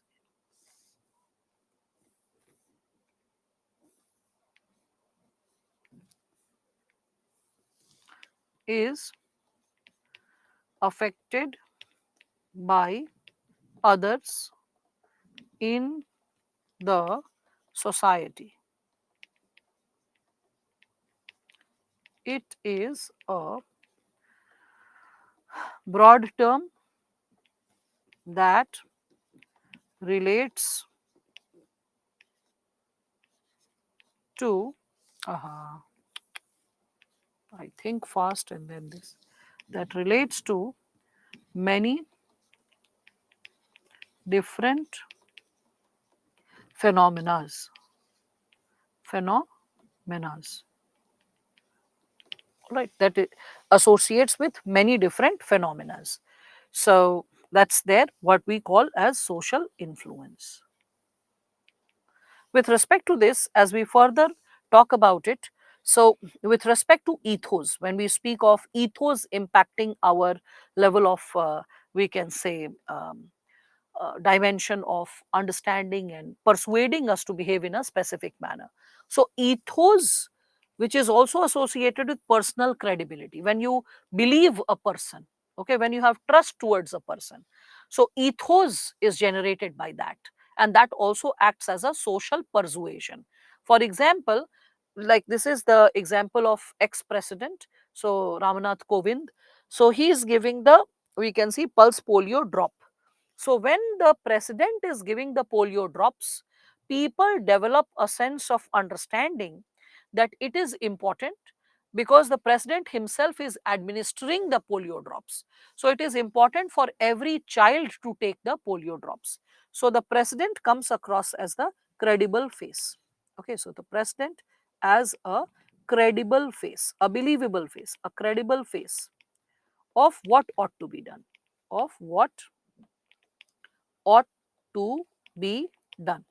So that's why we can see that it acts as, this situation acts as, like, this situation acts as a formidable social influence. Similarly, for the polio advertisement, you can see Amitabh Bachchan getting hired. So Amitabh Bachchan, why is he hired? Like, why is not Ranveer Singh hired or Ranveer Kapoor hired? Because Amitabh Bachchan comes as a credible face, a face associated with, we can say, credibility, a face associated with, we can say, someone who's senior, someone who's pragmatic, someone who's seen the world, someone who has raised two children, someone who has, who comes across as a learned person, as a, concerned person, a good hero, the image of a good hero. So that is, yeah, the elder one in the society, some elderly, like we can say, gentleman in the society. So that generates again a formidable possibility that what ought to be done when we are speaking of this given subsegment. All right. Again, with respect to this, when we are speaking of it, we all can connect, like for example, this Fair and Handsome, when Shah Rukh Khan says that. So the romantic hero who is considered to be one of the most popular heroes amongst women, comes across as, like, the acceptable one, the kind one, or the romantic one.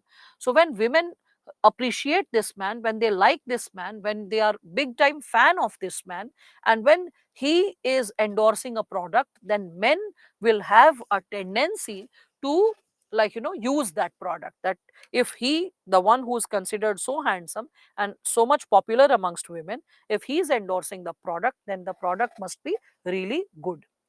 Similarly, we can see that when Virat Kohli is, like, endorsing some kind of snack items, that it is not fried, it is having zero trans fat, it is having some good protein also. So you can have this snack. So people have a sense of trust, because everyone, like, really appreciates this man for his sense of fitness, commitment towards fitness, clean eating, healthy lifestyle. So the product that he, like, and, like, we can say, the product that he endorses creates a specific nature of persuasion. Similarly, we can also see that, there are certain slogans which are created by the government of India in its advertisements, like प्रत्येक बच्चा school जाए, कोई भी बच्चा छूट ना पाए. Okay, बालिका पढ़ेगी, उजियारा करेगी. This is an advertisement from Madhya Pradesh government, which says that every child should go to the school. Let not any child get left behind. When every daughter, or when every girl child is studying, she is going to create illumination, she is going to spread the light. Okay, so when such advertisements are taken up, like as billboards, as hoardings, and people read that the government is endorsing this, so this is an important message, because government also endorses important message associated with this. Again, we can again think of this given possibility associated with Make in India campaign, whereby encouraging, like, we can say, indigenous entrepreneurs was necessary. So encouraging individual or indigenous entrepreneurs was necessary. So we can see that the campaign of Make in India was, like, endorsed by none other than the Prime Minister himself, the Finance Minister herself. So it brought a lot of credibility, faith, and trust amongst the local players and the indigenous players, that now is the time to produce something which is locally produced, locally made, and the government shall support the cause. The government shall support or endorse the cause. Similarly, you can see how the component of cognitive, or we can say, after the segment of, we can say, over here, as you saw, this is ethos. So how the segment of pathos gets impacted over here. So pathos, when we speak of it, how pathos gets impacted. So pathos, we all can see, like, Domino's Pizza having the slogan, "Ye hai rishto ka time." This is the time for relations. Or McDonald's saying, "I'm loving it." So it is generating a specific emotion, a specific feeling in you, and the feeling is encouraging you or persuading you to behave in a specific time. So if it is a weekend, everyone is sitting together, you will be saying, "Ye hai rishto ka time." This is the time for relations. So friends have come, or relatives are sitting, or the family is sitting together, they'll be like, "Let's order Domino's." Okay, like that. Or a person is, like, taking a walk, wants a quick bite to eat, seeing a McDonald's, seeing the slogan, "I am loving it," and then gets reminded of the taste, like, "Oh yes," I mean, like, the positive emotions are generated, happy feelings are generated, and the person feels like going and taking a bite of it. Okay, similarly, you can think of Logos. So when we are talking about logos, when we are discussing, it is associated with the component of, we can, so ethos, both pathos, logos. So logos, I said, it is associated with our behavior component. Okay. And when we are discussing about the behavior component, how logos is generated for, we can consider all of us. So the segment of logos, if we are like associating with this given dimension, we can see that it is impacting our behavior. Okay, it is something which is impacting our behavior by, for example, we can see, your wear your mask, stay safe. The message is simple and clear in this poster, which was circulated in different companies. Wear your mask, stay safe. So like this was a clear instruction, no mincing with words. You do this, will be the result. Similarly, this was by the Haryana police, like having this poster: to respect the road, don't drink and drive, don't overspeed, don't drink and drive, always wear a seat belt, respect traffic rules. Like the message is clear, very distinct, very discreet when we are connecting with this given dimension. Again, as we are understanding this component of persuasion and influence, we all need to understand that both are associated with change in behavior. Both. Okay. As I had shared towards the beginning of this subtopic. So, persuasion is when you are deliberately trying to influence a person's behavior. Okay. Change the person's behavior through your words or action. Influence is when you change another person's behavior on the basis of your character. The person is so inspired by your character that the person gets influenced and tends to emulate the behavior like you, tends to copy the behavior like you. That's influence. The basic difference between influence and persuasion: influence, getting inspired by someone's character; persuasion, when you are impacting the other person consciously, deliberately, knowingly, by your words, your action, so that the person alters his or her behavior. Okay. So with respect to this, when we are moving ahead, we can see, like when we are discussing about this given possibility associated with social influence, so we can see, like when we are talking about like leaders, political leaders. So political leaders, whenever they come up like on the public platform, and when they are making speeches, what do they try to do? So this is something which is an example of persuasion. So by speaking facts or insights or ideas, they are trying to persuade your opinion. Okay, persuade your action, persuade your thought in their favor, in their direction. Okay. Simultaneously, we can see influence when we are talking about Swami Vivekananda. Okay, when we are speaking of Mahatma Gandhi. Okay. So these individuals influence through their behavior, through their character, that you see them, you read about them, you know about them, and you get inspired that, wow, probably this is the best way, the ideal way to live life. Okay. So what is the meaning of persuasion? So persuasion has attitude, the attitude change as its goal. It wants to change the attitude of another person, modify a person's mindset. Okay. And persuasion is associated with aspiring to change a person's emotion or belief systems or behavior. Okay. So cognitive, we can see this is affective, this is like we can say this is the component of cognitive, and this is behavioral. We can see that when we are talking about attempting to change a person's emotion, belief, and behavior. Simultaneously, we can see that is persuasion ethical? When this question is raised before all of you, that can we consider that, ma'am, can we persuasion as encourage? Huh? What does this sentence mean?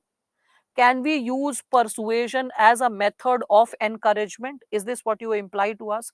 And this is so tedious that I have to complete your sentences also, people. Okay. I missed say. Can we say persuasion as encourage? No. Again, the sentence is wrong. Even if you missed say, Payal, you need to work on your grammar. So, can we say persuasion is a tool for encouragement or can lead to encouragement? That's how you have to portray or write the question when we are talking about it. You shall understand persuasion first before like raising these questions. So, understand what is persuasion and you will be able to understand with this. ethers were connected with logic, facts, knowledge, yes, and ethics, universal possibilities. When we are talking about ethics, Jay Narayan, if you remember, no, not Jay Narayan, who had asked? Pulkit. Okay. SME, please help me with these basic queries, very small queries pertaining to some basic, simple clarity of concept. Now, so the moment we are asking about this given dimension, that is persuasion ethical? Yes, it is. But manipulation is not. Always remember.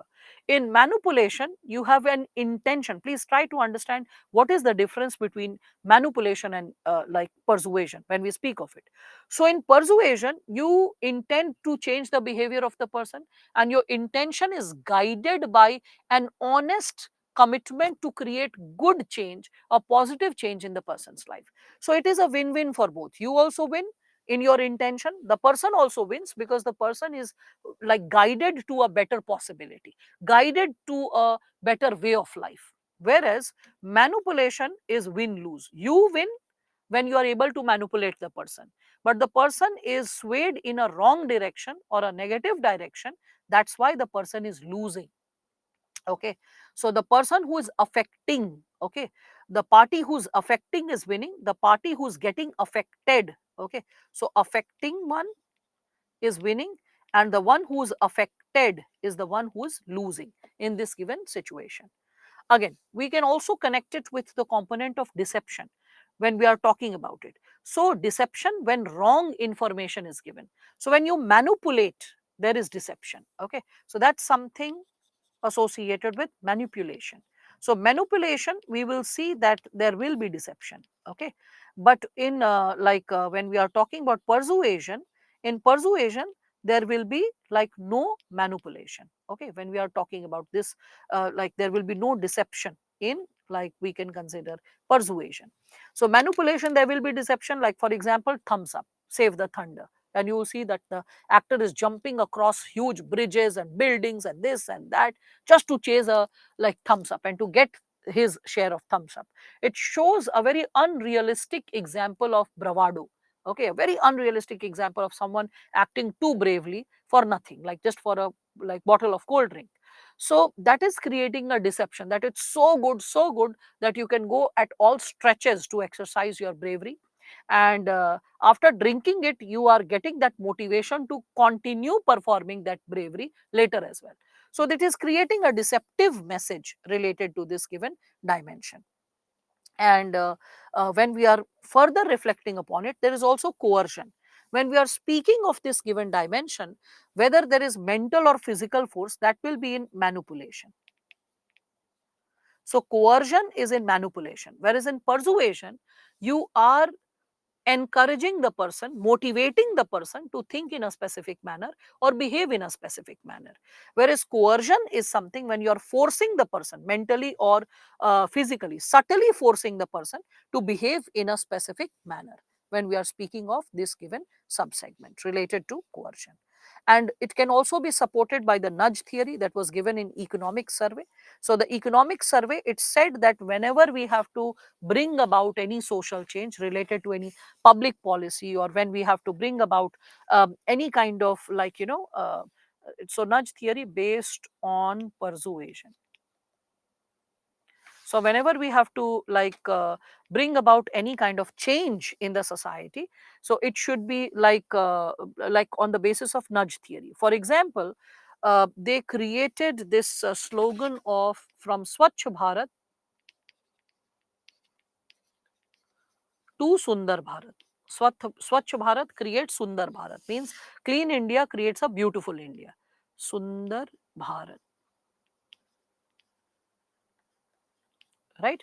Again, we all can connect this given dimension associated with, we can say, tax evasion to tax compliance. Tax evasion to tax compliance, when we are speaking of this given subdimension. Okay, so and this is based on the nudge theory, when you are encouraging people to behave in a specific manner via persuasion. Okay, So persuasion, you are aiming to change a person's attitude or a behavior through specific ideas, words, objects. Okay. And like it is a process which can use different methods, verbal, non-verbal methods, and you are presenting reasons to change the behavior of the person. So you just need to remember this specific quotation, that victory of persuasion is the sign of a civilized society, because you will always persuade people towards betterment. Okay.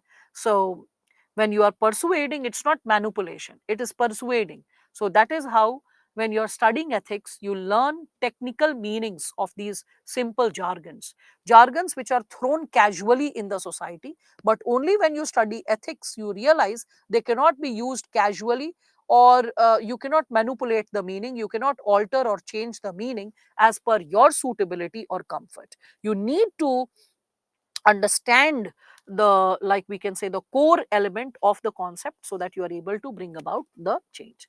Now, so with respect to this, now what I can like create for all of you is, like, this is 8:04. Let's take a 15 minutes break and let's be back. And another 10-15 minutes of discussion is left related to this topic, that is factors of persuasion. A bit of it is left, so we will be taking that up and we'll be completing it and starting with emotional intelligence. Okay, so emotional intelligence after break soon enough. So winning of persuasion shows there is tolerance. Winning of persuasion shows that people are open to change. People are like flexible in their attitude. They are receiving change, they are not rigid in their attitude. That's what. All right.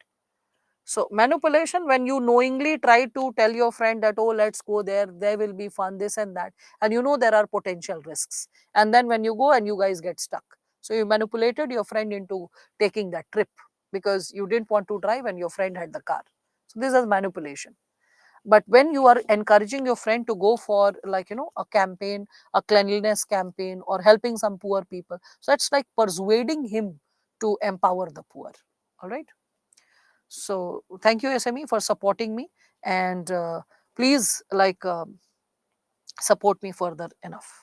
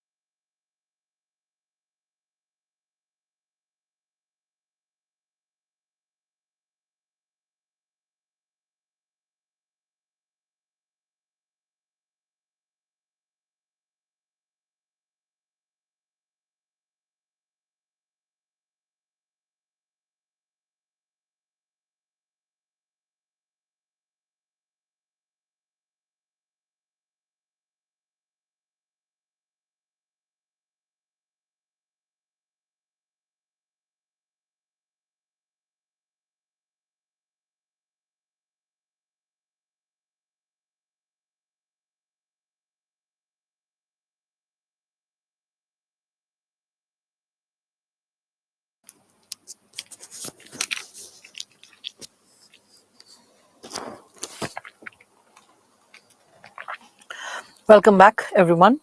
So, as we were discussing about persuasion and further moving ahead with factors of persuasion, and what is the difference between both persuasion and influence? For example, you persuade us for the first day, and many got influenced for Gandhi. I mean, I have already explained that, Shanavaz, like few minutes back. I compared it with Mahatma Gandhi and Vivekananda. They are influence, social influence. We get inspired by their personality. Persuasion is when someone else is impacting your thought, your action, your speech. Got it? So intention is when we are talking about it, intention is, we can say, what is the intent, what is the thought, inspiration behind what you are doing. That's the intention, that's the intent, right? uh, Many times situation is asked, if a candidate is going to the last interview and saw someone lying yeah, that was also asked in a case study. Okay, so like that is associated with right to life and what impacts the most to you. So if you are unable to call ambulance, you are unable to call the police on spot and leave the person in responsible hands, whereby the police and the ambulance both have reached, if that's just not happening, because it's not necessary that you take the leadership role at all times. You can always delegate leadership, but delegate relation like leadership in responsible hands. Is observation learning and observation learning is when you are observing. Role modeling is when someone else is behaving in a specific manner that the person proves to be a role model and influences your behavior. Okay, so that's how they are connected. Okay, though from which direction we are interpreting, that determines the term, whether it is observation learning when the actor is getting inspired, then that's observation learning. When someone through one's act and presence is inspiring others, that's role modeling. Nitesh, when you ask that, I use the term you because I'm teaching you, that's why I'm using the term you. When it comes to you responding like in the exam, then it has to be used it, as it can be observed, as it can be said. Don't write in the exam as you can see, as you may observe. Writing in second or third person is not a formal way of writing. All right, Nitesh, I hope you are listening to me. So with respect to this, when we are further moving ahead this given segment, see the check the dictionary meaning of deception, Shweta. You'll get to understand this. When it comes to propagation of our religion, our constitution also talks about persuasion. Yes, so very true. In the constitution also you can find the word persuasion.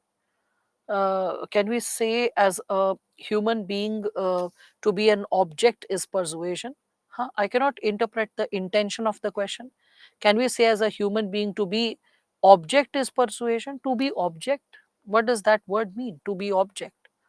So because we are like a community oriented society, Shanvas, community bonds are stronger. Okay. So is persuasion ethical? I have discussed. Then we further move ahead with the possibilities associated with, we can say, factors of persuasion. And under the factors of persuasion, we also can reflect upon, um, there are various factors of persuasion which is the given possibility. So under the factors of persuasion, we can think first and foremost the source who delivers message, who delivers the message. So is the source, like let us say, credible? Is the source having a specific level of charisma to inspire the people? Is the source attractive? Is the source having the expertise to explain? So expertise. And sometimes even the status of the person can impact. So status of the person, like a random stranger knocking at the door, you may not open. You can just like open the wooden door but not the iron door, and you can just ask, yes, what is your problem, what do you need? But if the policeman is knocking the door, you will open the door immediately. So that's what, like, the status of the person who's delivering the message also works. Victim playing. Okay, victim playing, like as I was sharing with all of you. So here, like police, I gave you the example. Victim playing, for example, we can think of this Mukesh advertisement. Mukesh advertisement, right? So that's how we can connect with this given dimension. So no, darshan dhyan karma is not wholesomely associated with ethos, pathos, and logos.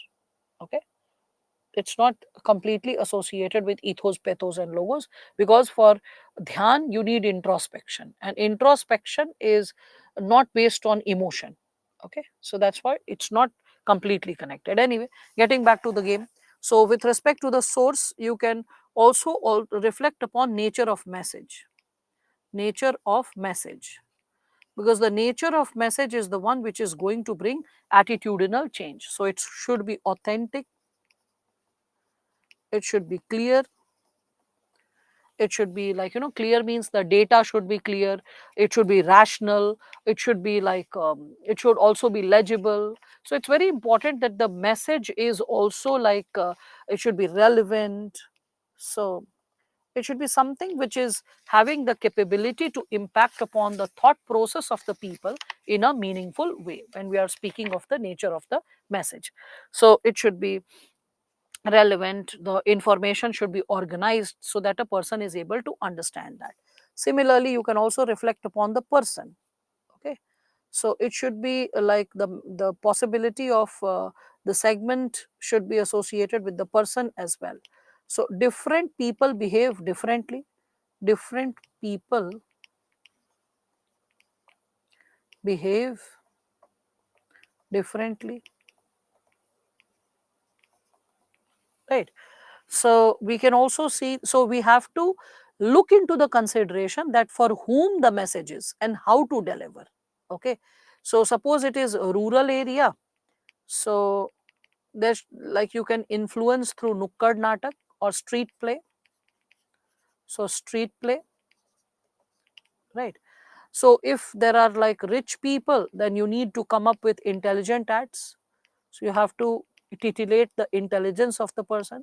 So intelligent ad campaigns, right? For example, there was this advertisement by Bisleri that there is a camel which is running in the desert, and it finds, like, it's really thirsty, and it finds tap water, and next to it there is Bisleri, so it chooses to have Bisleri because tap water can be contaminated. Okay, so camel choosing Bisleri was quite an intelligent ad that a person gets like to laugh, to have a twist in the tale, to have a sense of, we can say, fun reflection, that oh, they are trying to portray this message that even camel understands tap water can be unsafe. So that's how. So for rich people, you'll have to come up with like some twisted ads, some titillating ads, some intelligent ads, whereas for rural people the message has to be direct.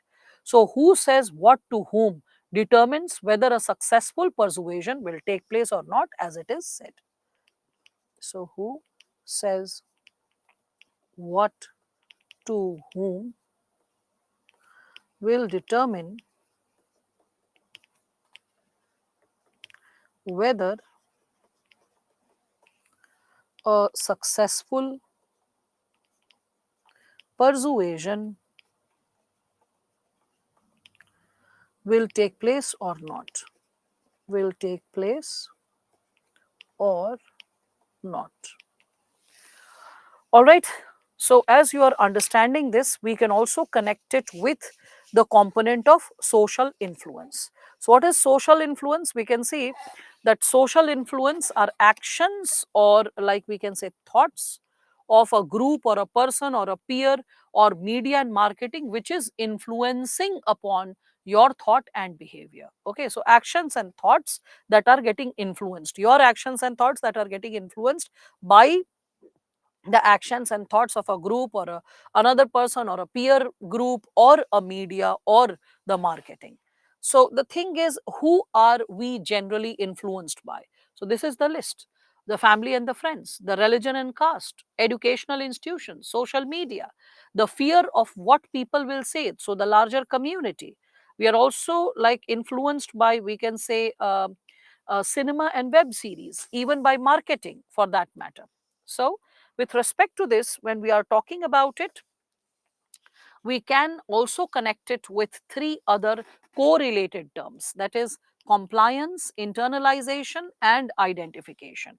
And when we are discussing about these three terms, compliance, internalization, and identification, we can reflect upon the fact that what do they intend upon, what do they imply, what do they mean when we are speaking of it. So, social influence or CAB model, social influence and CAB model, I've already like connected it earlier. Yeah, that has already been used and has been explained in the first half of the session. So no problem, you just need revision and you will develop a sense of like we can say clarity in terms of how to put all these things to use. What really happens is sometimes then there is no revision, so these issues can happen whereby a student is struggling to fix the basics when we are talking about it. So when we are talking about this component of levels or processes of change through like we can say social influence, so levels or process of change through social influence. So in simple language, I will be just drawing a diagram over here for all of you, and you can use it to build your basics and read the above to connect with the given subsegment. So like let us say if I'm talking about behavior, attitude, and values.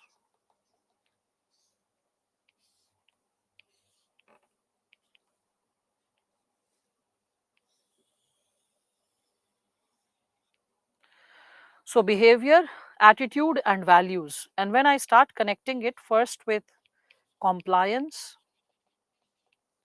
second with identification, and third with internalization. Internalization. When we reflect upon the three and when we build upon it, we need to understand how to like connect the three. So when a person is going for compliance, it is only affecting at the level of behavior. It is not creating any impact on the attitude or the values of the person. Okay. When there is identification, when you identify with something, it is impacting your behavior as well as your attitude. It is not something which is altering your like we can say value system, but when you are internalizing something, it is impacting all the three levels. Now let me give you example associated with it. Compliance. Suppose someone hates black color.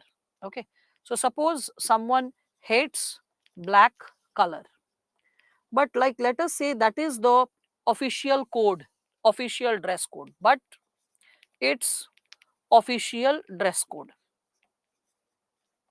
So in that situation, even if the person hates black color, the person will be wearing it. Simple.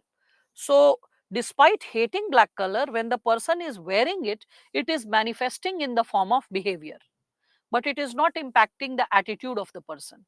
Whenever there is a like let's say cultural program or a day when a person can choose to wear the color of his choice, the clothes of his or her choice, the person does not wear black because the attitude has not changed.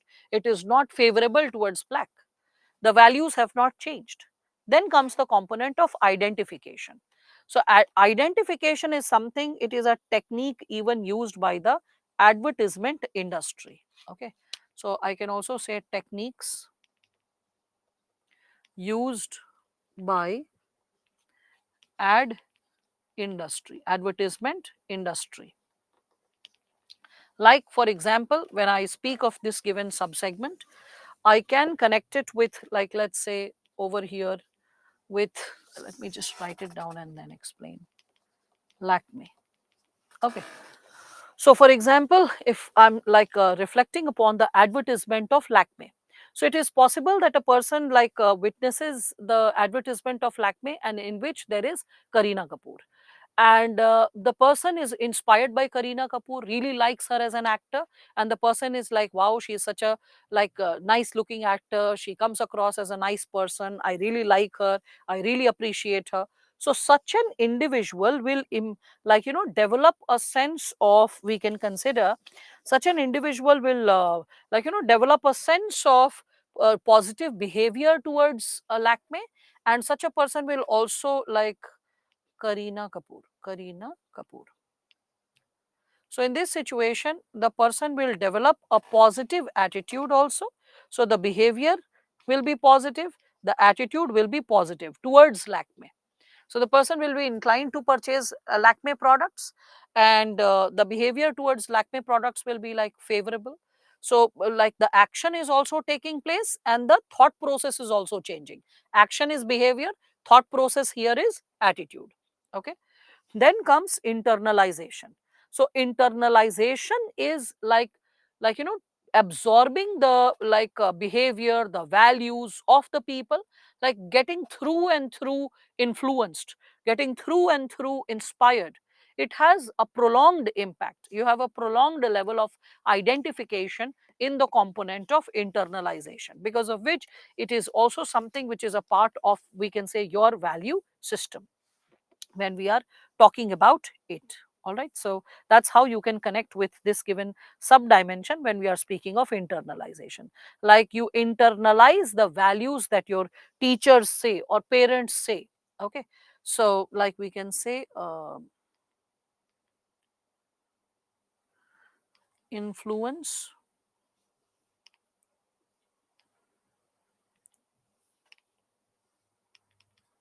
So influence of parents and teachers.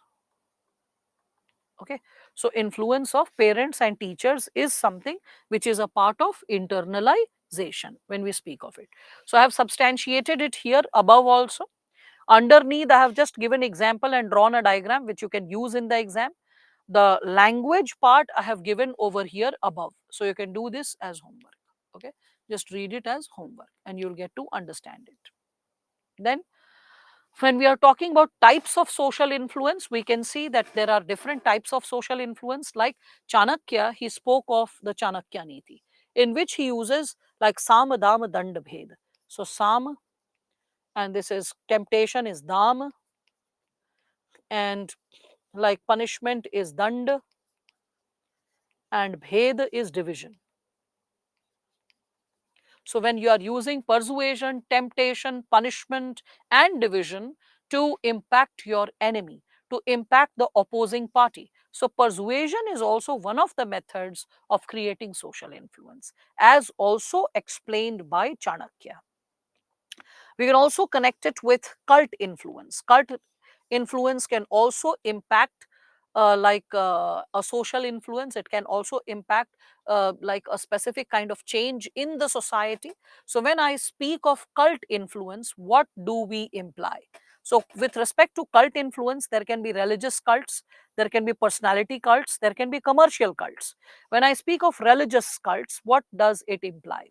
So religious cults, for example, you can think of like Sri Sri, you can think of Osho, you can think of like this fellow, what is his name? Jaggi Vasudev. Okay. So these are cult leaders who try to create a specific kind of influence. In the past, there were better examples. So in the past, we can think of Kabir Das.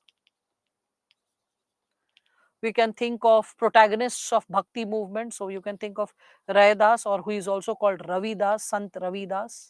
Okay. You can think of Tulsi Das. So they had their own cult following, they had their own, we can say, and cult is around a leader, a spiritual leader, the beliefs of a spiritual leader as endorsed by the people. So that's what you can consider.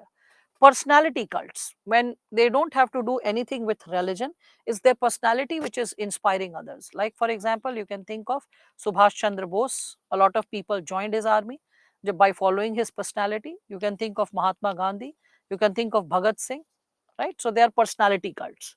Then you have commercial cults. Commercial cults where people swear by the brand.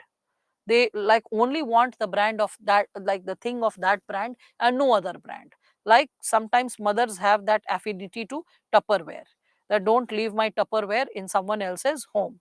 So that is something which can be associated with the segment of commercial cults, the commercial products towards which you have a special allegiance because you are influenced by the quality of the product, and you don't want to the change or slip to another product. Yeah, it can be associated with iPhone also. It is also associated with, we can consider the uh, commercial cult. Okay, so hope you are understanding this bit. Fine. Then there is also the component of in types of social influence. Types of social influence, never forget that. You can also connect the types of social influence through self-fulfilling prophecy. Self-fulfilling prophecy, when the way you influence yourself, the way you believe in yourself also starts shaping your destiny.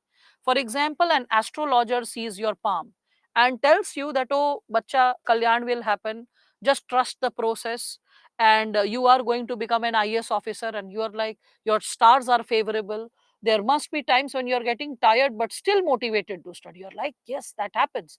I feel tired, but I still feel motivated to study. So it's like, just prepare within 2 years. This is the best time of your life, and you'll clear the exam, because after 2 years situation will not be conducive. So put your best foot forward and you'll get selected. You're unstoppable. Now the child is like all motivated, just 2 years time, best time of my life, let me study, not be lazy at this time, and the person is studying. And like, let us say, because the person was very like regular, very diligent, doing PYQs, answer writing practice regularly in the process, so that person suppose clears the exam. After clearing the exam, let us consider that the person gains a lot of confidence after clearing the exam. Okay, and then meets the astrologer. The astrologer passes by and says that, see, I had told you that you will become an IS officer, didn't I tell you? See, this has happened.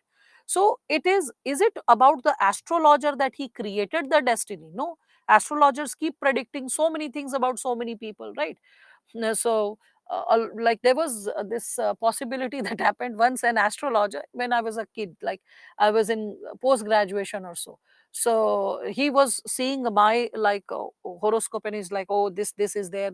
So a lot of things from the past, he was quite correct, and things were quite spot on. He was not like supposed to know, or he was not like, there was no chances of him to know, but still he could like calculate and speak of all these things. And then he said, oh, you are going to get into academics big time, you will be reading, you will be like, your life will be all about celebrating books, and most importantly, even by the age of 30, 31, you'll write a book. I was like, write a book? So now the thing is, I did not write a book, but yes, way back at that time I had written something associated with CSAT comprehension at that time, 2011, when the system had happened. And at that time I was like about to be 30, I still remember, by the time that thing launched. So whatever. So at way back, I'm talking about something like 13 years back, 12, 13 years back, right? So was it about the astrologer saying it? No, not. Many a times whatever they predict does not necessarily happen. Another version of that thing can happen. So many a time, with respect to prophecy, it is associated with our attitude, the self-fulfilling prophecy shaping our destiny. Similarly, I can give you the example of Thomas Alva Edison.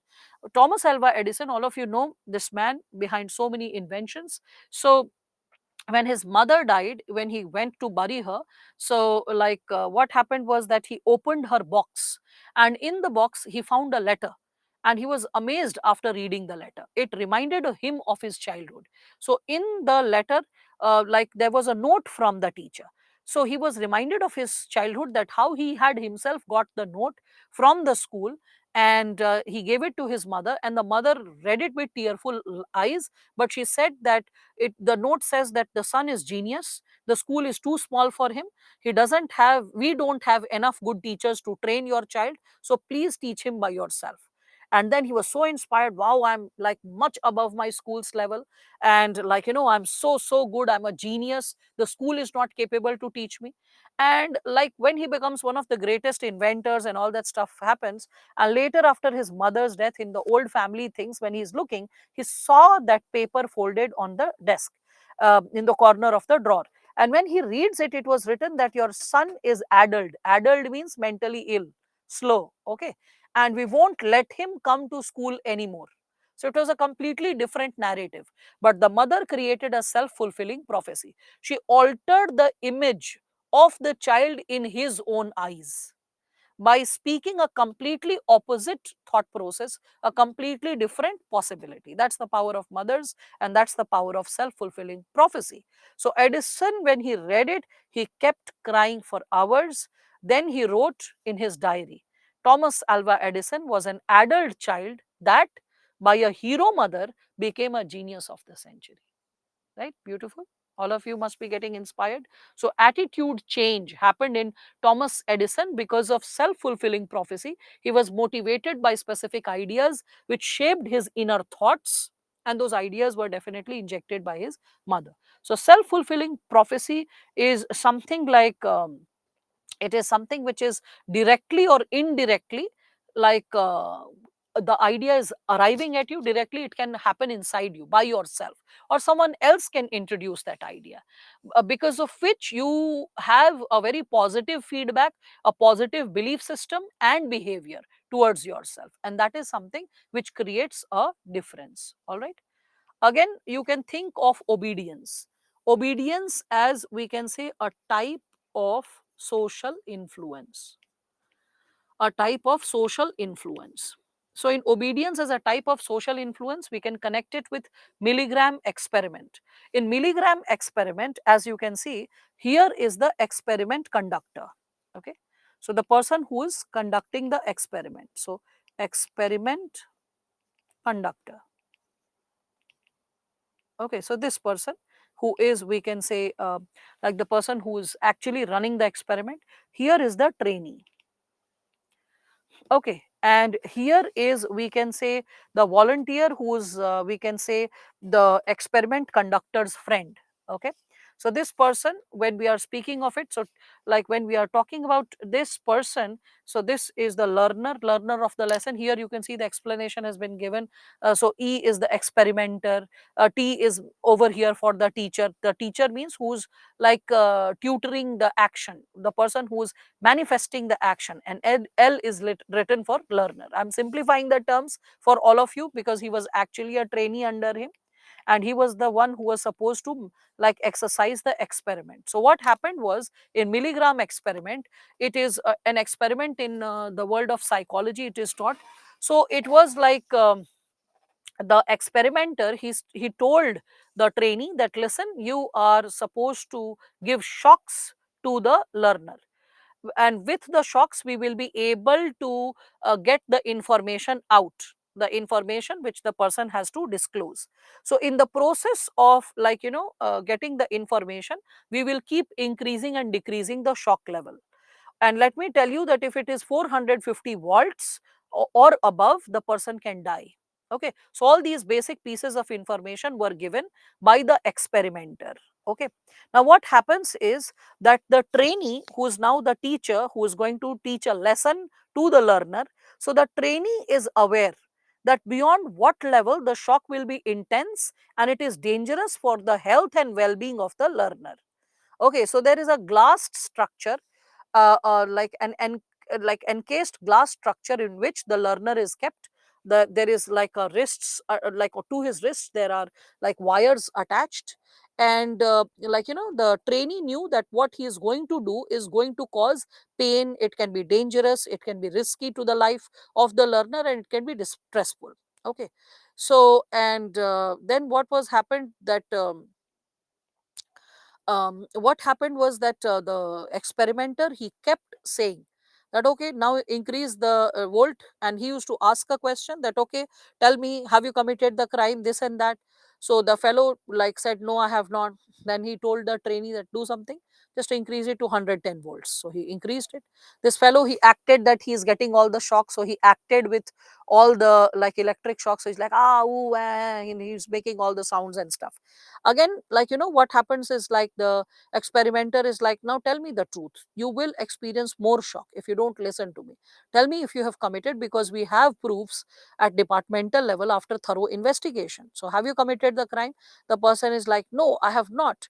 And you cannot electrocute. And then he tells the trainee, increase it to 220. Again 220. The person is like getting shocked. So like that, the person keeps getting it increased to 380, 400, which is like dangerous level. The person can even collapse, can die.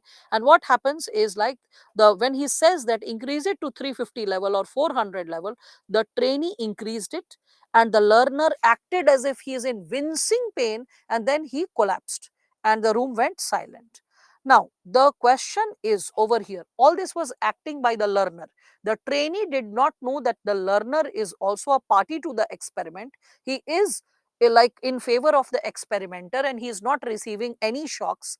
There is no shock involved. The machine is just there, but he is just faking it because current is not supplied, current is not running.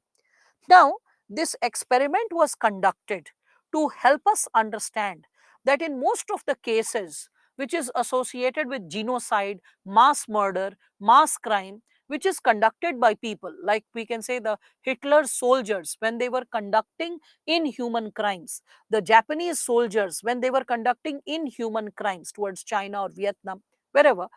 So these people, if you ask them why did they do, they will be like, we were just obeying orders. Okay, so we were just obeying orders. Like in Jallianwala Bagh, the soldiers who shot the Indians in the well, the Indians who fell in the well. So there were young children, there were old people, innocent people, and they knew that they are fellow Indians. They knew that they are innocent. They knew that they have not done any crime. But the moment General Dyer passed the order that shoot, they started shooting incessantly. So like through this experiment, milligram experiment, the researcher wanted to understand that how obedience plays a very important role in, like, shaping the human psyche and creating social influence. Okay, so by this they realized that obedience is a form of social influence. Okay, it is a type of social influence, a form of social influence in which we can see that. So it is type of social influence in which a person yields to a person yields to explicit instructions and orders, explicit instructions and orders from an authoritative figure, from an authoritative from an authoritative figure, right? So that is what you are supposed to understand when we are speaking of this given subsegment.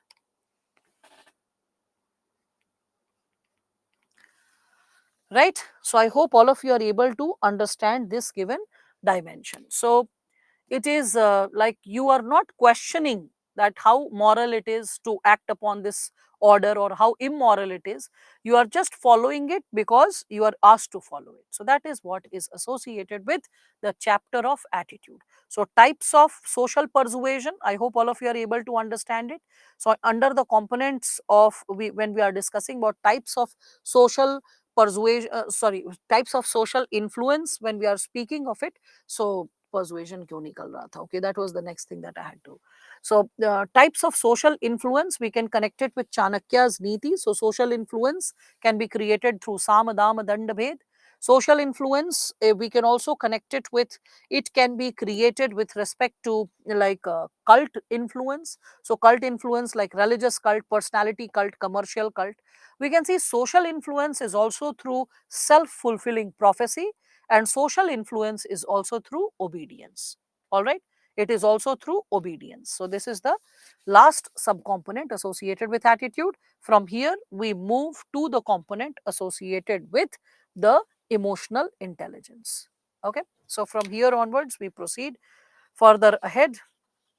So SME, please help me with the minuscule queries, the queries which are relatively small, because we have to also focus on this given subcomponent, that is emotional intelligence. So as we are heading to the component of emotional intelligence, so with respect to it, when we are talking about social media as an influence body, but on social media if someone is trying to change the other person's behavior through wording actual influences, there shouldn't be persuasion. I have talked about manipulation. I have talked about how manipulation is associated with negative influence and coercion because it is win lose. So revision is what is needed. See, I'll tell you, with majority of you, the kind of questions that you are asking is nothing but the kind of questions related to various examples which is popping up in your mind. It is nothing but clarity of concept needed coming from revision, because concepts have been understood. The moment I'm saying, oh, this is not this, you're like, oh, yes, yes, yes. So it's happening because example is popping up, but it is not immediately matching the theory, because theory has not been revised and internalized. You have just got introduced to the theory, you have become familiar with the theory, you have started understanding the theory, but understanding does not mean it is a part of your thought process. Understanding does not mean it is a part of your memory, it is a part of your interpretation.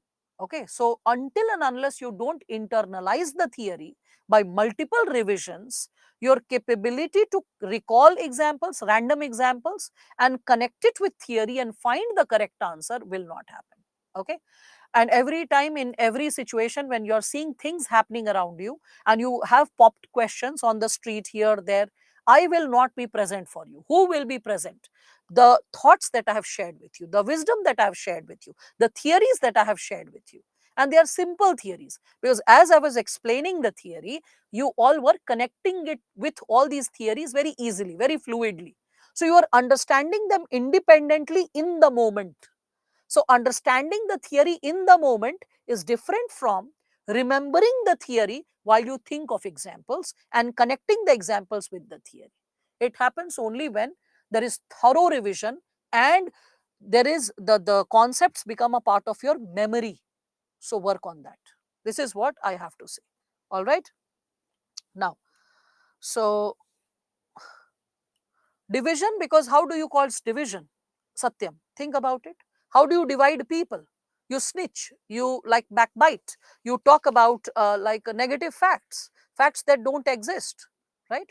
I mean, अब इसे भी बताना पड़ेगा कि भेद कैसे create करते हैं दो लोगों के मन में. All right. So Satyam, I hope that's clear.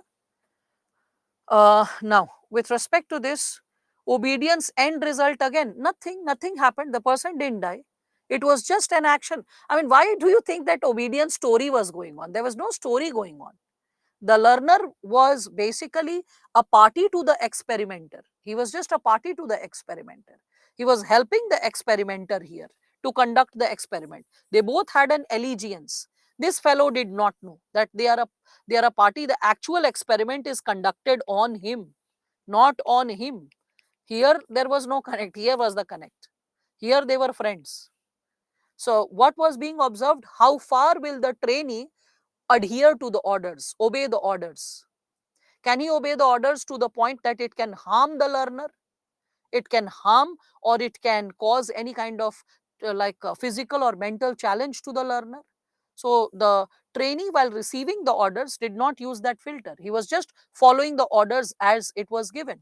So it proves that social influence is also created through obedience, through orders. Okay, got it? Now, moving ahead further. So division means bhed. No means, Rahul. Division means bhed, and that is what is written on the slide. SME, please help me with these kind of queries. I think that just needs one small reply and the situation can be tackled easily, because this is nothing but assertions that students need. I've already told them that they need to revise the concepts thoroughly, and the concepts will start settling inside them. Nitesh, where were you when after the break I was speaking to you? I said that do not write with you and your. Okay, do not write with you and your in the exam. I will speak with you and your because I'm addressing an audience who is alert and listening to me. But when you are writing your mains answers, do not use you or your, because it will have a negative impact on the examiner. You don't have to use second person or third person in mains answers, whether it is essay or it is GS paper. It has to be written it, as it can be observed, as it can be seen. The examiner is not your buddy or friend that you will start writing as you can see, you can observe. All right. I repeat it once again. Okay. So I repeat it once again because you were absent at that time. Please do not, this is an earnest request to all of you. You know, you don't consider online classes as a whims and fancy that whenever you feel like you can enter, whenever you feel like you can get distracted, whenever you feel like you can step out. You know, that's the biggest difference. When students ask me, ma'am, should I go for online mode or offline mode? And for offline mode, there will be a lot of traveling involved, time wastage will be involved. I always say online classes can be the best classes if you are attentive, because there is no one to monitor. In offline class, if a student is entering 10 minutes late, there's a fair chance the child will be scolded by me. That why such a poor sense of discipline? Where is the bureaucratic demeanor? When will you gain that personality? Okay, there's a fair chance. So a child will be very disciplined in my class when I'm conducting an offline class. A child won't chit chat. I cannot see what you are doing when you are talking to others, when you are moving here and there. So all those students who are attending the online class, please be disciplined even about a small chunk of time, that is 5 minutes. Do not take even 5 minutes casually, because suppose if you have attended 90% of a session, okay, like that is like from 6 to 9:30, you have attended almost entire thing, you were missing for 10 minutes extra or 5 minutes extra in between. Those concepts will be shaky. Later when I'm recalling the concepts, you won't be able to connect the dots. Then you will be pushing me and wasting my time as well as classes time by saying, ma'am, can you repeat the concept once again? So why are you asking to repeat the concept? Because you were absent or you did not revise. So these are some basic levels of integrity which a student can exercise to improve one's performance in the class. All right. So please bring that ethics in the segment of your daily behavior as well. Online classes can be amazing. I mean, we never had these tools in our times 2 decades back.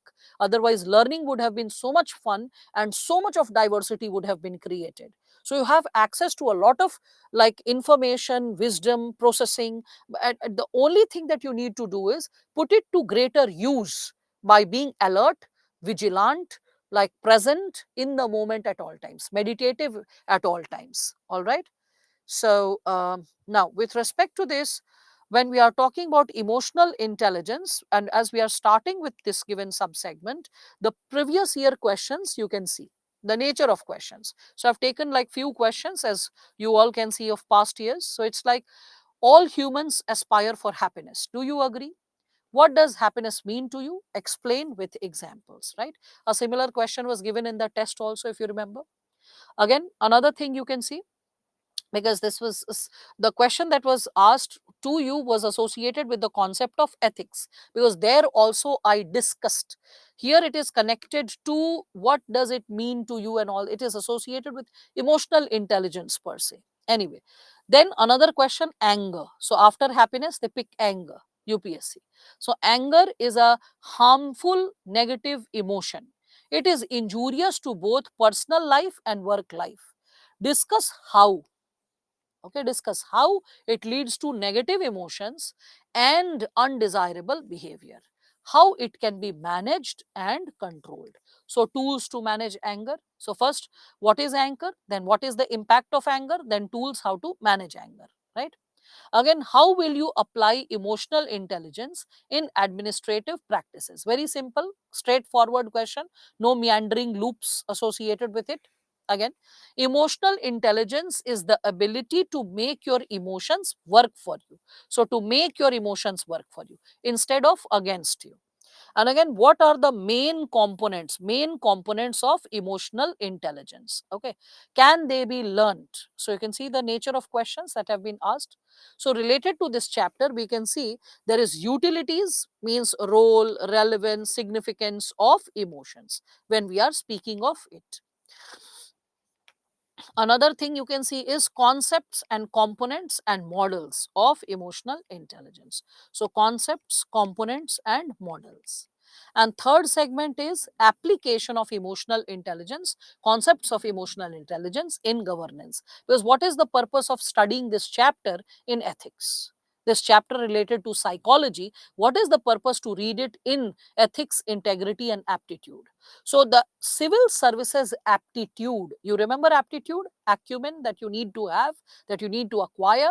So the civil services aptitude needs an officer to have higher level of emotional intelligence as well. Okay, emotions may sometimes be weakness for a person, but emotional intelligence is strength for a person. You can understand that only when you understand the concept per se. So when we are talking about the term emotion, what is emotion? So we can say emotion is a strong feeling. Feeling is the like word you will remember, cognitive, affective, behavioral.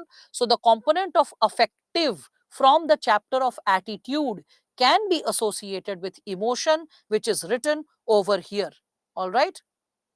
So when we are speaking of this given subsegment, whenever a question is asking, do you agree? Okay, so when you have a question related to like, do you agree, in that situation, as you are asking this, Ilma, you have to write, first you can write I, but later on shift to it.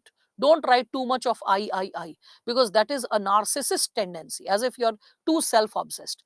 And if there is a person influenced by narcissism, the person is not pro-system, because system is about respecting the team, respecting anonymity, not like self glorification.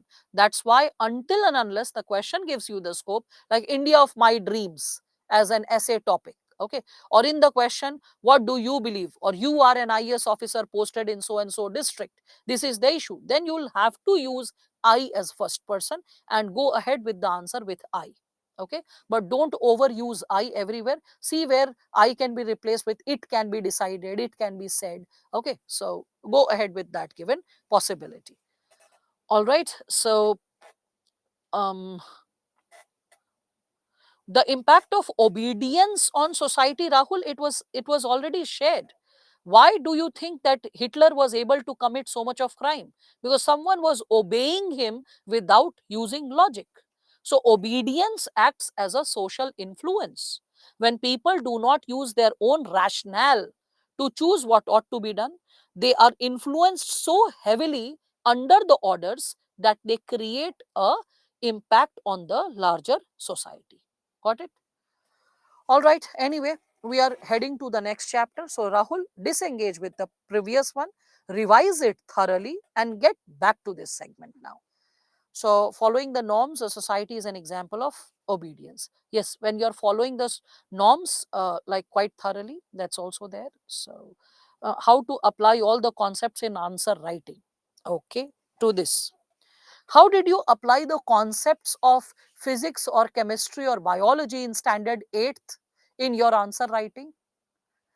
Sometimes the questions that we ask, we already know the answers if we deep down reflect.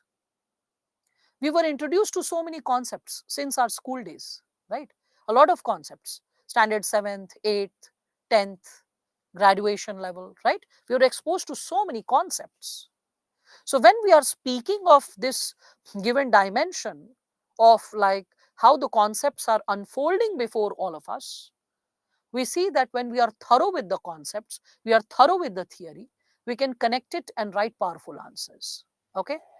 So again, as I said, simplicity is the like a most sophisticated possibility to be. So I always say revise well, revise multiple times. That is the answer to your problem of memory loss, to the problem of not being able to write the answers. So initially open the copy, open the register, open the slides, open the notes provided by me, like reflect upon the same and then write. I have shared that with all of you. So please bring all that to action, right? The more you revise, the greater the confidence, the greater the clarity. All right. Flimsy attitude is a mark of poor level of preparation, poor level of revision. Okay. So get into that. So now, SME, please help me with like smaller concepts with respect to what is it like given, because now students are just repeating on the loop the silly segments which have already been explained. Any kind of issue that you get stuck up with, listen to the lecture on the loop. Just 6 months back, this facility was not provided to the students. Now they can listen to the recording. So in that situation, listen to it on the loop. Any concept that you are stuck up with, like Shalu, for you, self-fulfilling prophecy, listen to it on the loop twice, thrice. You'll get it. The answer is there. I've repeated it multiple times. Repeating it again will eat the core of this time, right? So, like, let us move ahead. Let us move ahead. Now, so when we are discussing about emotion, um, and you all will gain confidence. This is what I'm saying. You all will gain confidence. See, in the previous chapters, bit by bit, you are gaining confidence. The ones which I have taught and provided you the notes with. And when all those students who are reading it, reading the notes, I will also share notes related to emotional intelligence as well. Okay. Some notes, certain reference readings coming from academic sources. Okay. So just read it and gain a sense of clarity. That will be an additional reading. But prior to that, what notes has been given, go through it. The more you revise, the greater your confidence would be. Okay, and this applies to all subjects. A humanities student will experience the same for science and technology. Majority of you are from commerce or science related background, so you will experience the same confidence in a hardcore subjective paper like ethics, which is a hardcore, like interpretative discipline based on subjective realities. You will develop your confidence in this as you are revising it thoroughly. Revision is the key. Answer writing is the key. Okay. And I've told you the methods multiple times. All right. So, okay, SME, please keep supporting. Now, getting ahead with this, because every time I'm seeing the questions, I'm like, what is this level of question? Now. So, with respect to this, simple questions, easy questions, a bit of self reflection, and you will arrive at the answer. Now, so, with respect to this, when we are talking about it, like when we are talking about this component of emotion, so emotion is derived from someone's circumstances, mood, relations, okay, with others as well. So, it is an instinctive or intuitive feeling which is different from reasoning or knowledge. So we can connect this with cognitive dimension, and this can be associated with affective dimension, right, of attitude. I hope all of you can like connect with this given dimension, right, when we are speaking of it. Emotion. So emotion is what? Emotion can also be called a complex reaction because it has a lot of subjective feelings. A person can interpret one emotion differently from another person reacting or interpreting the emotion differently in the same situation. So same situation, different people can respond differently in terms of emotion. So emotions like joy, anger, sorrow, etc. are complex emotions. So when we speak of complex emotion, there can be intense subjective feeling plus what? We can see there is emotional expression and the ability, means capability to interpret what the emotion signifies. So capability to interpret it. So that is, you can see this ability to understand the information, the emotional information. So like which is also called that, please understand the gestures, isharo ko samajhiye. So emotion also helps you to understand the gestures. Okay. So emotion is, when we are speaking of it, so emotion is a complex reaction along with our capability to understand and interpret the emotional information which is getting communicated, right? Like all those people who have watched the character of Joker in Batman, and there was a movie also on the character of Joker. So towards the end, when Joker is laughing, so is laughing associated with joy or happiness, or is it a tragic laughter? So you should be able to interpret the emotion correctly. So towards the end, that scrawny, thin Joker who is laughing on the street, ha ha ha, and like, sprayed with all kinds of colors. So that is creating a very, I would say, mixed emotion inside you, because you can see that that laughter is soaked with tragedy. It is soaked with all forms of tragic realities which he has been undergoing or experiencing in his life. in his life which is full of hopelessness, pessimism, darkness. So his laughter is more like a cackle, okay, a cackle in the midst of the night. So that is something which we can connect when we are saying interpreting the emotion correctly. Okay. Similarly, like let's say like your mother is like saying like something like to your father that please do this or do that, and he's like okay, and he does it, and then he asks that is your mood fine, you're looking little upset, and she's like no, I'm perfectly fine. Now it's not what she said. Okay. If you are able to see that her face is stiff, her mannerisms are stiff, so it is, emotion is a complex reaction, so it is associated with your intense subjective feeling, the feeling that you are experiencing and how it is coming on the face, and the capability to interpret that feeling should also be there. It is then only the emotion is realizing its ground when we are talking about it. Okay. So we can think of different types of emotion which are there in human life, like anger, being worrisome, disgust, boredom, frustration, happiness, jealousy, sadness, rage, being scared, surprised, anxious, all of these are associated with human emotions. Further, when we are talking about components of emotion, we can see there are three major components associated with emotion. The first component is associated with physiological changes which can happen in our body. So, for example, we are laughing, and when we laugh, the blood pumps from our heart to other organs, and the heartbeat like gains a little bit of pace. Okay. Similarly, if we are scared, the heartbeat increases multifold. Okay, we can literally hear the thumping of the heart. So, physiological changes. Second, there can be subjective cognitive states, means there can be like the personal experiences that we label as emotion, means we identify the emotion as like what is happening to us, and when we give a word to it, a label to it.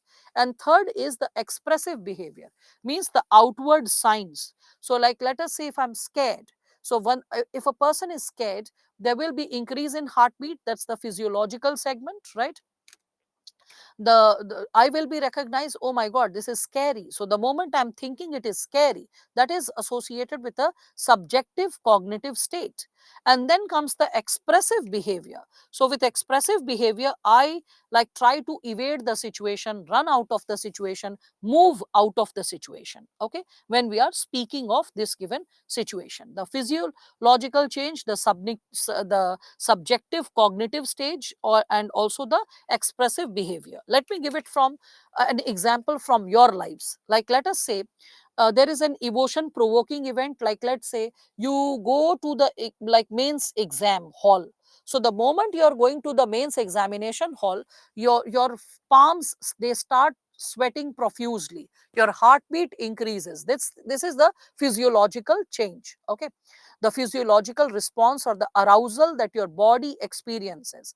Then there is a cognitive segment, the subjective cognitive understanding. So you understand that why it is happening. So you understand that okay, there is a dopamine rush in my body because of the pressure of the exam, and it is because I am under the pressure to perform, under the pressure to get selected, and that's why because of that pressure to perform, my body is responding like with its primate sense. Like earlier, when primitive man was pushed to any threat, so the body also responded. Now this is a mental threat related to an exam, but my body is also reacting. So all the reactions are associated with the threat of loss, the threat of losing the exam, threat of losing the paper. So that's the thing.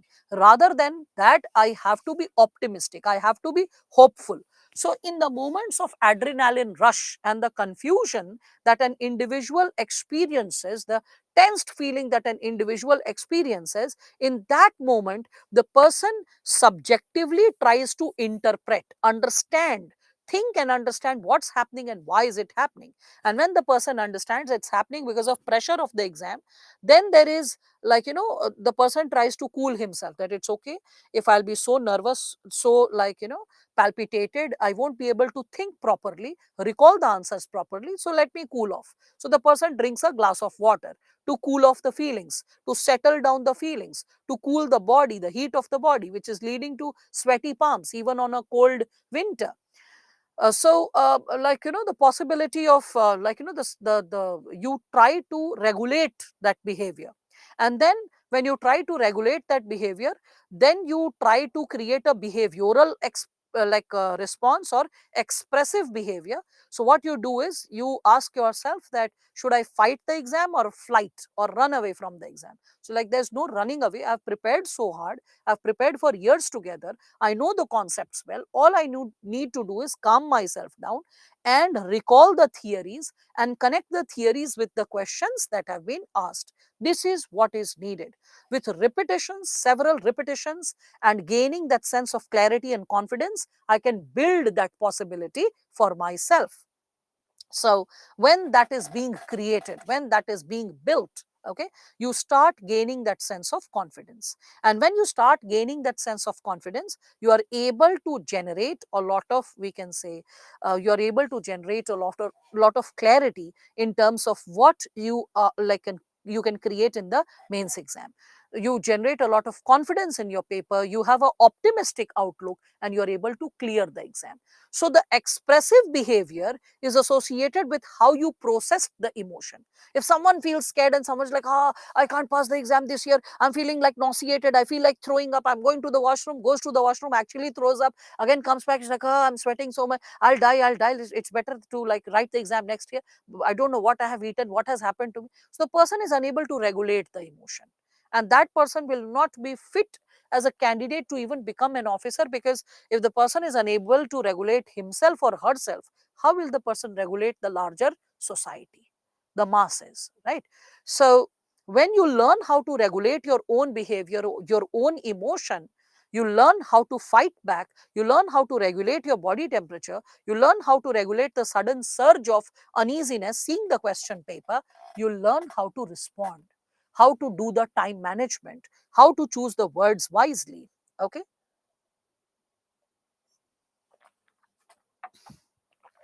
Now, all of you know there are positive and negative emotions. I don't have to explain that. Everyone knows that. So, joy, interest, contentment, love, faith, all these are positive emotions because they are pleasant, they open new possibilities for us, they also build up our personal resources. Okay, so that's why we can connect them with positive emotions. Similarly, there can be negative emotions like distrust and fear and anger, jealousy, abandonment. And in these situations what happens is that people can have the tendency of responding in a manner which is not expected or which is not helpful in the situation. So negative emotions probably they came or they evolved in us as a response to save ourselves from, we can say, to save ourselves from probably all those given possibilities which should be done so that we escape any kind of death or any kind of disease or any kind of attack. Similarly, we can see that negative emotions, it's not that they are always harmful, they can also be valuable and constructive. How it can be valuable and constructive, negative emotions also? For example, if someone is constantly in distress, okay, then the person is constantly feeling helpless, hopeless, is feeling that, oh my god, I am not able to save myself out of the situation, salvage myself out of the situation. So the person gets motivated to seek help from others, like request others for some help, for some guidance. Okay, and the person tries to build bridges with the relationships which are falling apart or crumbling. So such individuals are able to find new direction to life, and such individuals are able to, we can consider, they are able to create change in their lives per se when we are speaking of it. All right. So, with respect to this, when we are further building upon this given concept, I can also connect like emotions and how to regulate emotions with Yerkes-Dodson law. Okay, so what is Yerkes-Dodson law when we are talking about it? Can we relate emotion with Gemeinschaft and Gesellschaft? Well, you can. You can consider that. Who's asking this? Amrit. But please remember, why will the examiner use German terms like Gemeinschaft and Gesellschaft to associate it with emotion when 90% of the students are not aware of this term? It is a hardcore term used in sociology. Gemeinschaft associated with primary relations or private relations or emotion or relations with whom you share informal relationship. The nature of emotions is more intense and more informal, and Gesellschaft is associated with relations with whom you are more formal in nature. So why would the examiner bring that up? It's not that it cannot be used, but using these technical jargons, I mean, I use that when we are talking about it and thinking of Ferdinand Taunis and all the other kind of thinkers. We can bring in a lot of thinkers in this if we think of sociology, but will it bring justice to general studies per se? So bringing a German term over here is unnecessary. Okay, so we'll save ourselves from that possibility. Anyway, so when we are talking about this given possibility of emotion getting generated, see, emotions, they have a cognitive appraisal because we use our mind. We use our mind, so mind needs to be regulated accordingly. How do we use our mind for emotions? Like suppose we see a snake in the park. What does the brain instruct? Oh my God, this is danger. This thing can bite. It is risky for our lives, so run. So you reason things out, and on the basis of reasoning, you run. Suppose a Chinese guy is seeing the snake and is able to identify the species, is able to see that this one is not so poisonous and this fellow is easy to catch, how to catch, what tools are lying around, what natural objects can be used to catch hold of it, and then I can have a soup of it or a pakoda of it. Okay. So the emotions that are generated are based on the logic or the cognition or the thought, the rationale which we have developed so far. I hope that's making sense, right? So, what actually means negative emotion saved our ancestors? Like if you are doubtful of a situation, you will not, if you're not trusting a situation completely, you can escape any potential threat, any hidden danger. I hope you are understanding that, Yashwant. All right. Now, with respect to this, when we are talking about Yerkes-Dodson law, okay, what is the Yerkes-Dodson law? So we all can see that there are two segments. You can connect it with your like mains exam or class, let me say class related behavior. Okay, so like let us say if a child is not studying, a child is not revising, is not at all times alert, like oh God, yaar, I'm feeling so bored. That's this. Suppose a child is bit by bit connecting with the class, understanding the concepts. The child is like, wow, I'm understanding the concepts, but there is a lot of scope for self improvement because, in the absence of revision, even if I'm understanding the concept, I cannot reproduce. I cannot connect with real life examples. I can connect real life examples with theory only when I will revise, only when I will study, even when the class is over. So there is a lot of space and scope for self improvement. You understand that as you start getting connected more and more logically and like emotionally connected with it. So your performance improves in the class, your level of attentiveness improves, and outside class your level of hard work improves. So from the state of being too calm to the extent that you are bored, you start moving to the state of being calm and working on your self improvement. As you start working very thoroughly, and you have your own, like let's say, personal calendar, that within these number of days I'll complete this subject. So in that situation, you get into this game that you are like very focused, energized, you work effortlessly. And in that situation, when you're constantly working, there is functional stress. This is called functional tension, or this is called functional stress. So this functional stress, it is not dysfunctional, it's not harmful. With functional stress, Even if you are sleeping, you are aware that I have to get up at like 5 o'clock, I'm sleeping at 10, get up at 5 o'clock. So you're putting up an alarm, and the moment at 5 o'clock the bell rings, you're just up. You're not like, let it be like 1 more hour today, let me just get up and watch the lecture from the bed. Okay, nothing of that sort.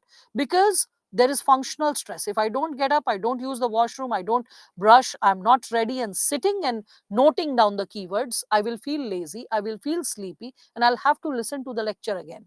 That will be wastage of time. So it's better that I am ready, alert, agile.